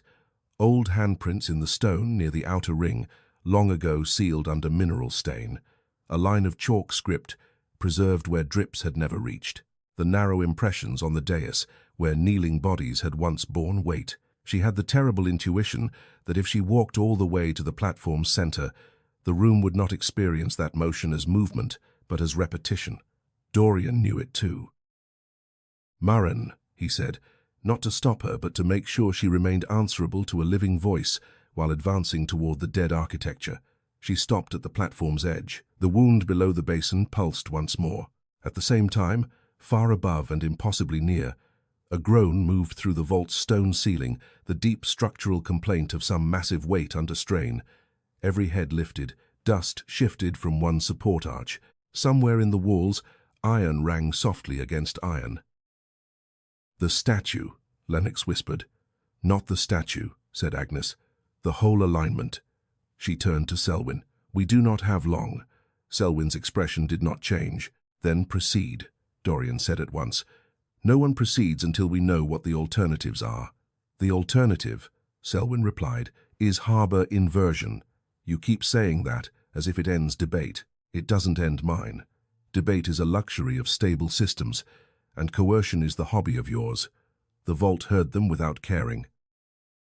The water below gave a slow, thick sound against unseen stone, like surf moving in a cavern too narrow for the ocean and too large for anything human. Agnes stepped between Dorian and Selwyn before the conflict could spend energy.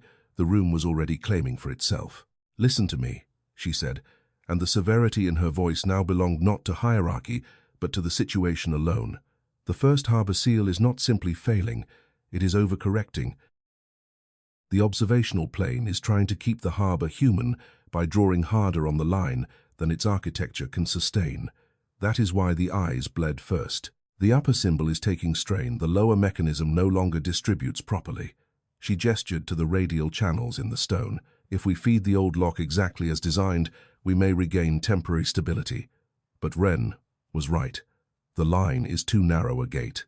The old seal will ask for more next time, then more again. We will be preserving failure. Temporary stability, Selwyn said, is still stability.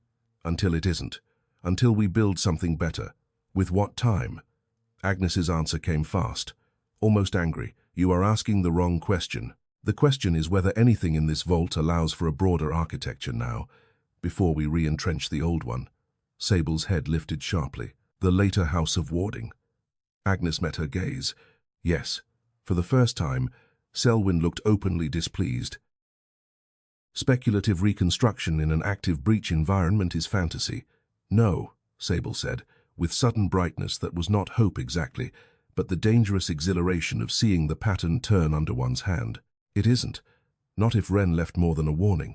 She moved past Marin to the outer perimeter where old shelves and sealed cases stood against the rock. Most were empty or held archived fragments of obsolete instruments. One, half hidden behind a bureau equipment rack, contained rolled plans in cracked cylinders marked with the same 7-rayed sigil as the platform. Here, she said. Jonah crossed to help her. Together they lifted the cylinder onto a cleared stone ledge and unrolled the brittle vellum with almost liturgical care. The sheet sprang outward in stubborn curves before settling beneath their hands. It was no ordinary blueprint. The central drawing showed not the monument above, but a layered set of sigillic rings around the wound below, with annotations in 2 hands. Bell's measured engineering block and Wren's more fluid, severe script. In the lower margin, partly eaten by age, a larger alternative design had been sketched and then crossed through. Sable bent over it, eyes flying. This is it, she whispered, or the start of it. Agnes came at once. Marin saw her face alter as she read. Impossible, Selwyn said. Agnes did not look up. No, she traced one line in the margin. Deferred, not impossible. They considered a distributed lock. Evo, despite himself, moved closer. In English, Sable answered without lifting her eyes. The first seal anchors everything through one bloodline interface and a monument-scale symbol. This, she tapped the crossed-out design, spreads the strain across multiple points, not one air as a permanent gate, but a broader circuit.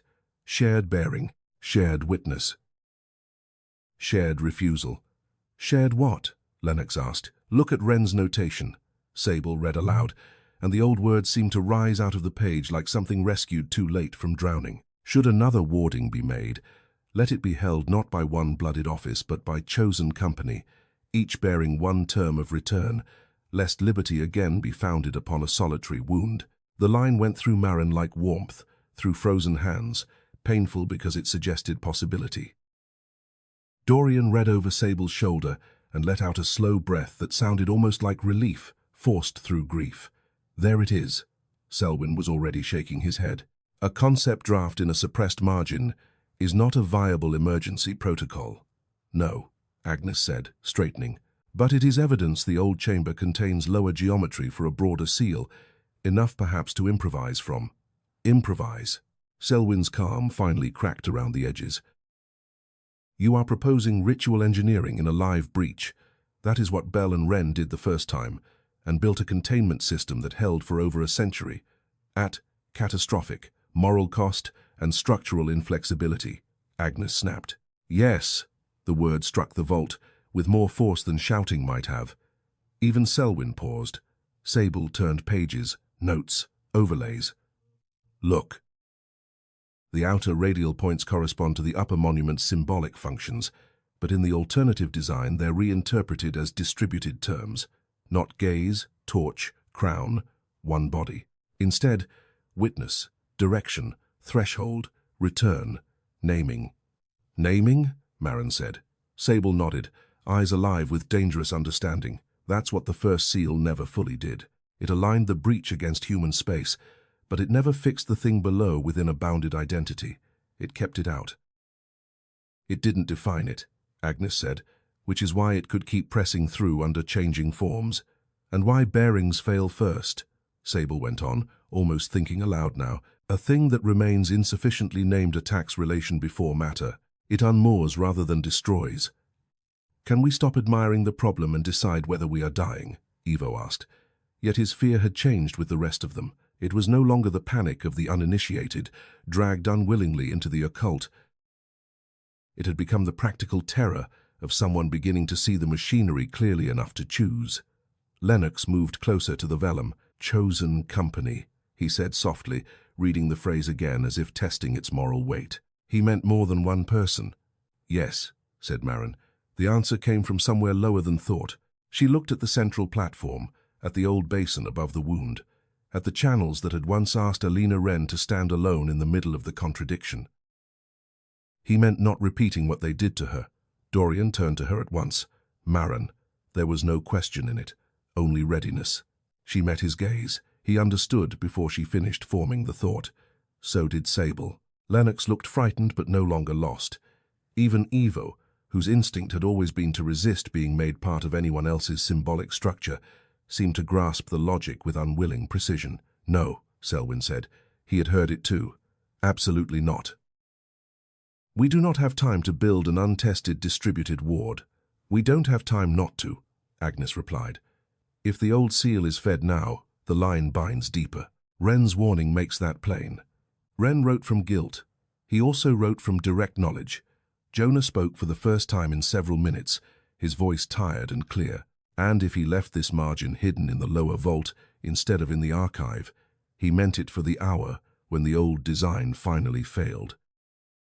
Selwyn turned on him with barely veiled anger. "You have become dangerously romantic." Jonah looked at the wound. "No, I'm finally becoming honest." The chamber itself seemed to lean toward the argument. The chains over the black water trembled once, then again. From below came a deeper movement, not quite a wave, not quite a breath, something larger shifting against the terms that had held it so long. The bells began at once after that, not 7 measured strokes now, but a broken tolling from multiple impossible distances, some under the water, some behind the walls. One so near Maren felt the note inside her teeth. The work lamps flickered hard enough to throw the chamber into alternating glare and shadow. In those pulses of light the fissure widened by a hair's breadth, enough for red wetness to glimmer deeper within. "Decision," Agnes said sharply. "Now." Dorian stepped fully onto the dais and stood beside Maren. "If there's a way to build the broader seal, we do that," Selwyn said. "You do not understand the technical risks, and you understand coercion too well. This is not ethics seminar rhetoric. A failed attempt below could rupture the remaining lock entirely. A successful reinforcement above will consume her by degrees," Dorian said. "That isn't risk management. It's inherited sacrifice with better vocabulary." Sable rose from the vellum and faced Selwyn with a fierceness that made the chamber's old severity look almost congenial by comparison.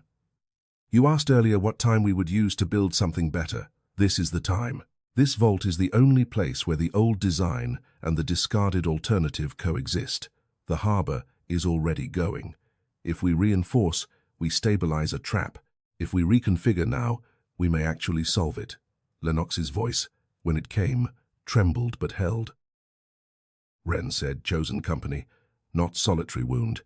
Ivo exhaled once, long and defeated, and somehow newly committed. "I hate all of you. But if the options are ritualized, blood monarchy, or whatever suicidal group project this is, I'm voting group project." The laugh that escaped Maren then was brief and sharp and almost painful, but it broke something in the terror's surface and let choice breathe. She looked at Agnes. "Can it be done?" Agnes did not answer instantly. She studied the vellum, the platform, the wound, the chains, the failing lights, the breathing water. When she finally spoke, it was with the absolute plainness Maren had demanded since the Bureau's first lie. "I do not know if it can be completed cleanly," she said, "but I know the lower geometry exists. I know the old channels can be overridden from this chamber. I know the broader seal was conceived specifically to prevent repeated bloodline feeding. And I know that if we choose reinforcement instead, the monument above will stop bleeding only because you will begin doing it for it." The words entered the room like final law.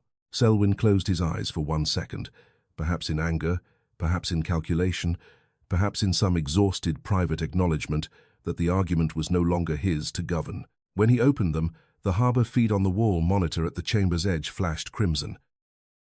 An automated bureau voice, tinny with static, reported loss of stable approach on multiple channels, then cut out altogether. "Very well," Selwyn said, and the surrender in it sounded less moral than strategic. Assessment shifts to emergency redesign.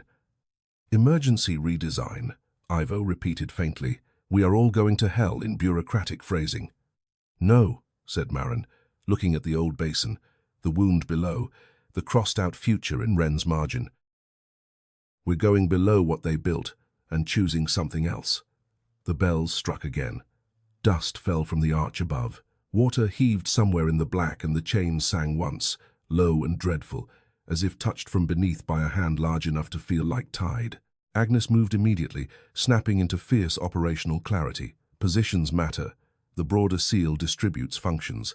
If Wren's alternative can be activated, it will require multiple anchors at once.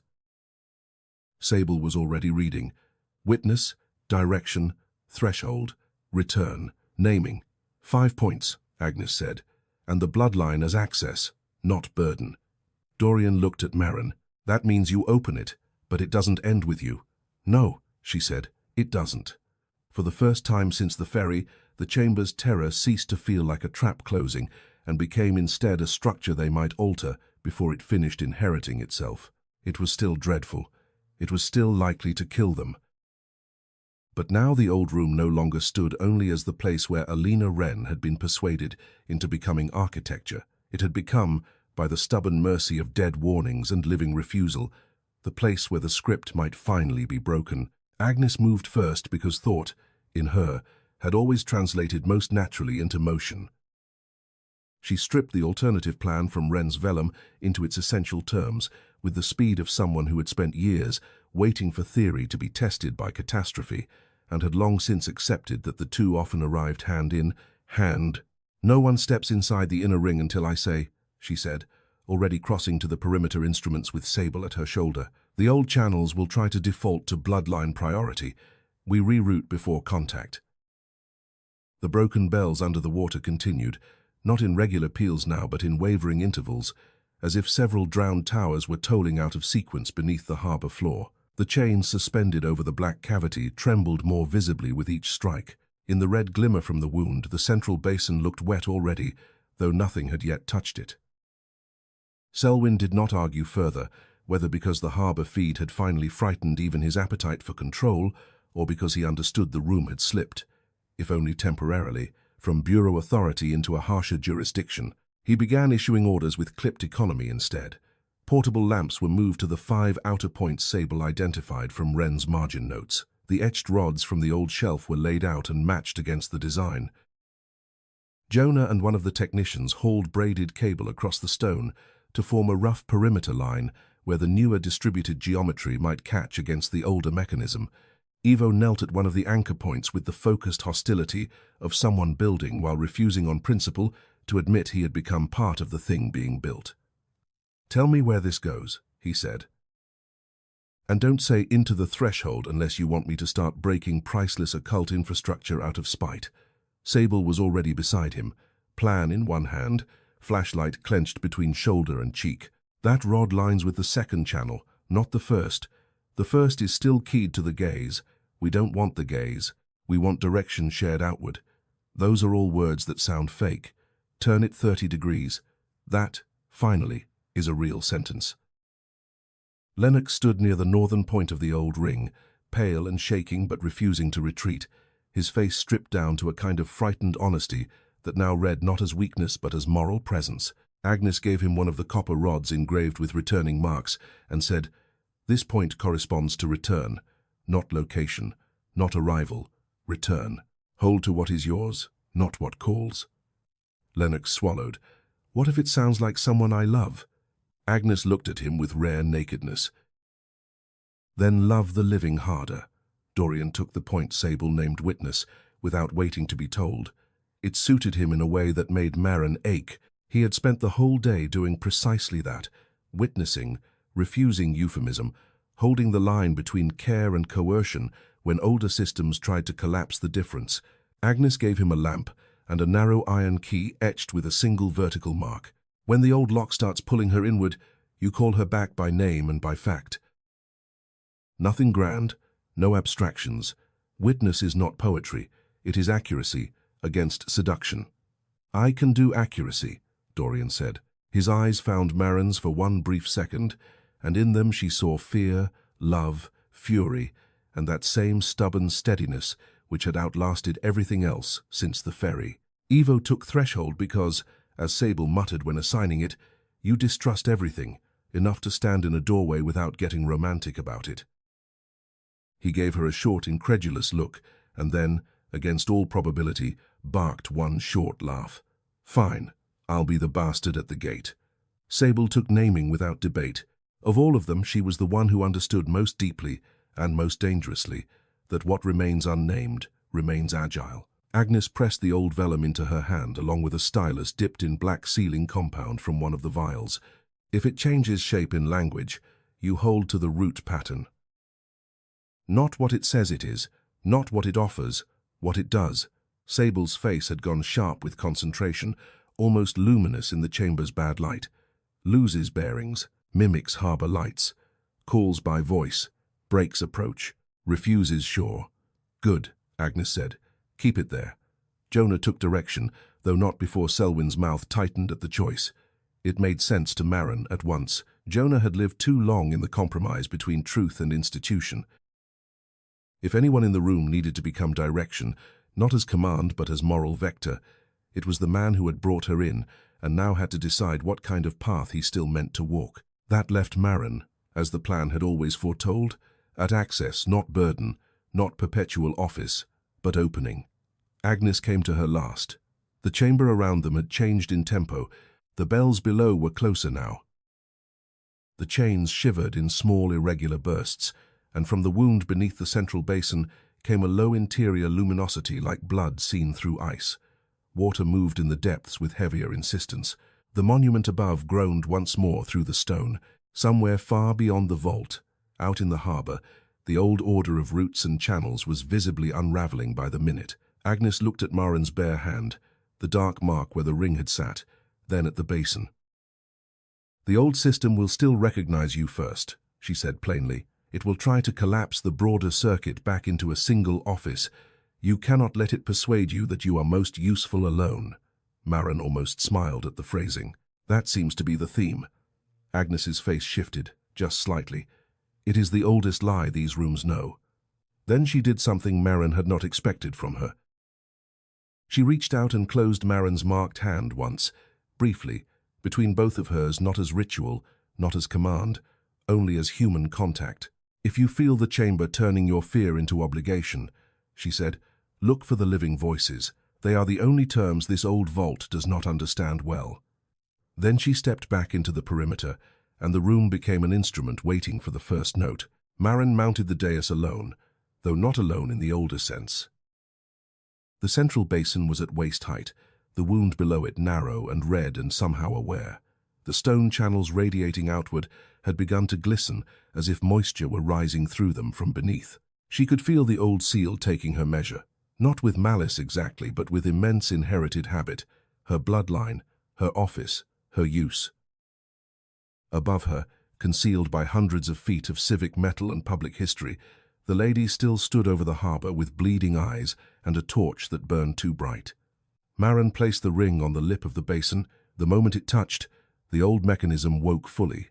Red light raced through the ancient channels, first inward, then outward, then inward again, in visible confusion as the broader geometry, Agnes and the others, had assembled around the platform, began interrupting the old route.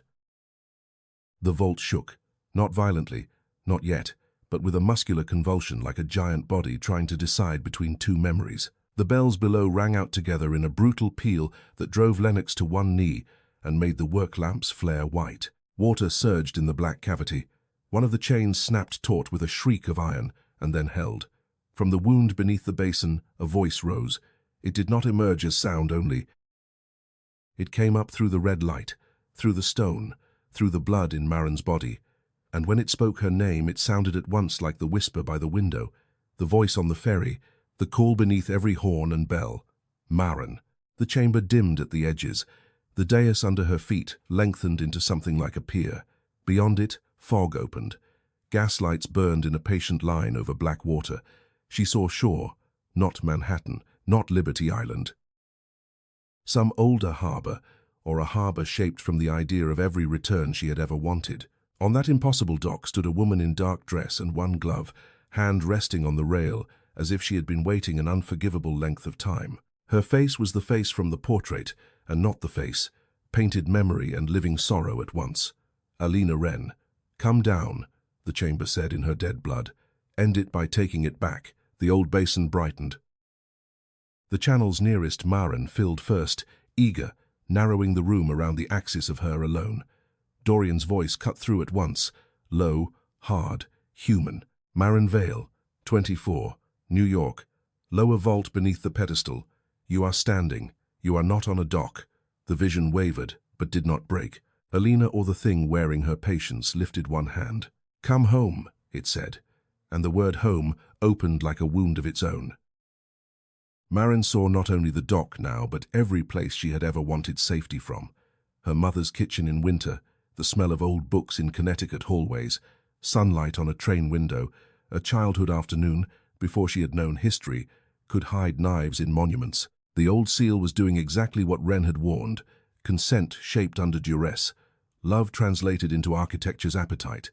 "Maren," Dorian said again, "your right hand is bleeding." She looked down.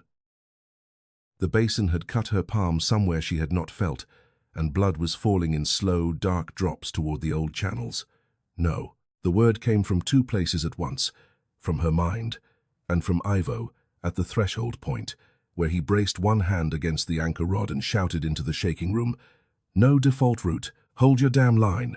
The broader geometry answered. Jonah's direction point flared, sending a blue-white thread of light across the outer circuit. Lennox, pale and trembling, began speaking not ritual, not Latin, not the old script, but names of real places, real returns. Pier A, Brooklyn apartment, Sable's handwriting, Dorian's watch, coffee in the hotel room, the ferry rail, the living. His voice shook but held, and the return point lit amber. Sable at naming spoke over the bells with frightening clarity. "You are not harbor, you are not mother, you are not home, you are the hollow tide, you unmoor, you counterfeit approach. You borrow voices to break passage, be named and held." The words struck the room like iron pins. The fog shore before Maren tore at the edges. The woman on the dock flickered, face changing in tiny, cruel increments. Alina, then her mother, then nothing with a human face at all, only a hollow dark where features ought to be, ringed with wet red, as though the harbor itself had grown eyes. The thing below recoiled not from blood but from definition. Agnes, at the outer lattice, drove one of the etched rods into the override channel and shouted to Selwyn, "Now, divert the gaze." To his credit, when the moment came, Selwyn did not fail it. He and Jonah together forced the old observational line sideways into the broader ring. The vault screamed, "There is no other word." Iron shrieked through stone, chains rang out overhead. The wound split wider by a finger's width, and from beneath the basin a surge of black water struck upward, not fully escaping, but enough to splash across the dais in cold that felt alive. Maren staggered. The old channels tried one last time to seize her line entirely, red light racing toward her feet, up her body, toward the mark in her hand. Dorian's witness point blazed white. "Maren," he said, and now his voice was the strongest thing in the room. "You are not the office. You are not the lock. You are Maren. You choose." The sentence went through the chamber like a second architecture, not because it was magical, because it was true in a place built on truths denied. Maren looked down into the wound. For the first time she saw it, clearly not as fog, not as bells, not as false harbor lights, but as relation without anchor, an enormous pressure of unarrival, all the terror of never reaching shore given appetite and patience. It wanted her because the old seal had taught it where the door was. It wanted the simplicity of one wound, one line, one body made useful against itself. She opened her bleeding hand over the basin and said, not to the old mechanism but to all the living points around her, "Together." Then she struck her palm flat across the stone. Her blood hit the old basin and the new circuit at once. The effect was immediate and catastrophic. The first harbor seal lunged to claim it. The broader geometry caught it sideways.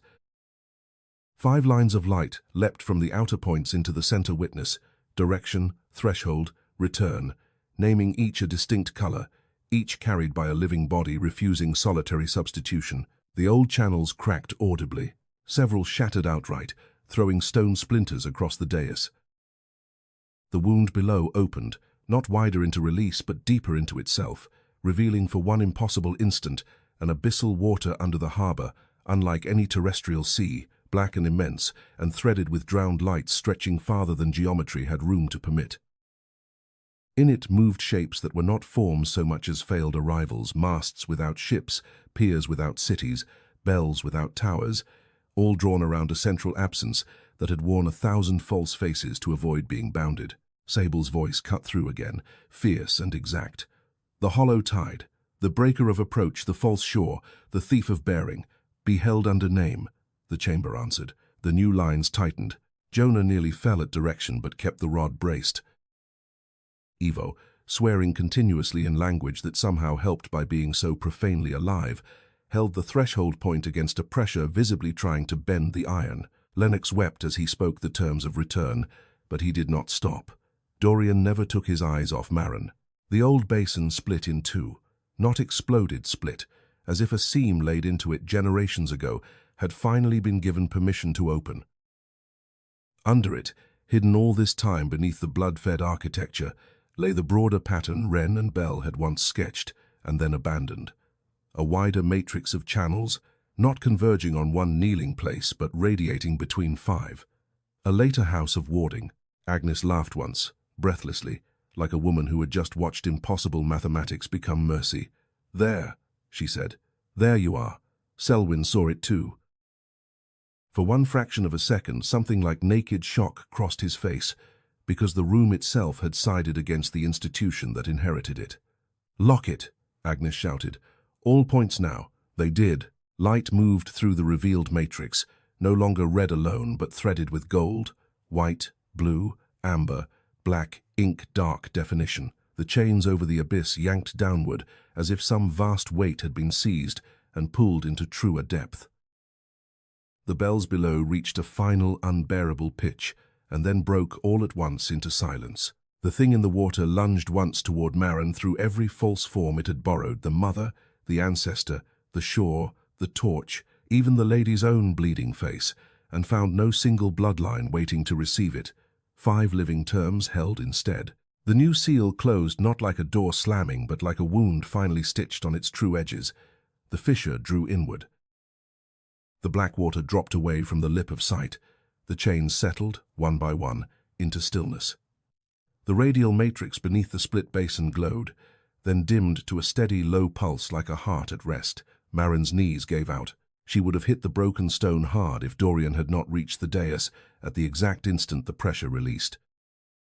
He caught her under the arms, and she felt, with a clarity almost painful, the difference between being seized by a mechanism and being held by a person.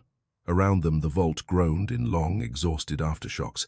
Dust rained softly from the arch. One work lamp burst and went dark.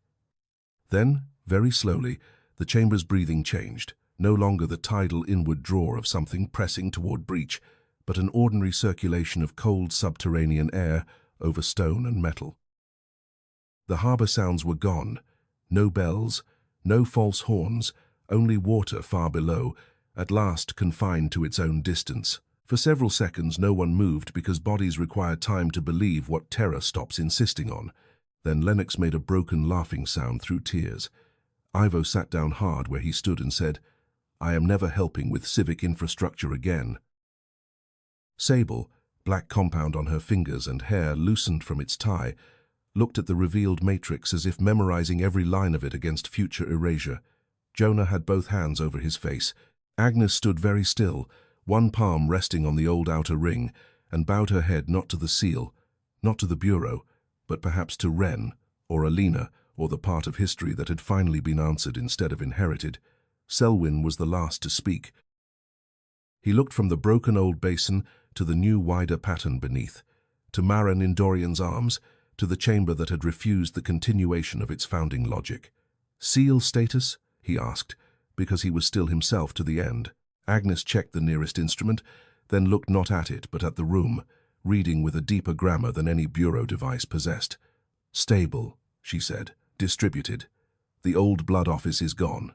Maren closed her eyes. The words went through her like release. Gone. Not passed on. Not renewed. Gone. When she opened them again, she became aware of something above, beyond the vault, beyond the hidden service dark and the pedestal stone and the public monument's copper skin. It was not a sound exactly, more like the absence of one, the sudden lack of pressure that had filled every level of the structure since the ferry. She knew, without seeing, that above them the torch's unnatural blaze had gone out. She knew the blood had stopped at the lady's eyes. Later, when they climbed back up through the old chambers and the maintenance corridors and the harsh bureau lighting into the winter afternoon, they would see the harbour clearing in visible bands, the mist drawing back from the approaches as if ashamed of itself, vessel tracks resolving, route systems remembering their obligations to shore. They would hear radios erupting with confused relief as traffic control regained bearings, and somewhere out in the channel a ship's horn would sound once, ordinary at last, only a ship, only a signal, only a rival. But in the lower vault, in the first moments after the hollow tide was reheld under a truer name and a broader mercy, all of that remained still to come. What existed instead was the simple, devastating quiet after a sentence finally spoken correctly. Maren turned her face into Dorian's shoulder just for a second, not out of weakness but because the body needs somewhere to put survival. His hand came up to the back of her neck with trembling steadiness. "You stayed," he said softly. "No," she answered, "because truth mattered here more than comfort." "We did." And around the broken old basin, over the stitched wound in the island, among the living company Wren had hoped for and history had almost failed to deserve, the last harbour seal held. And that's the end of today's story. If you enjoyed listening and found the knitted pieces interesting, please give the video a like and subscribe to the channel. Thank you.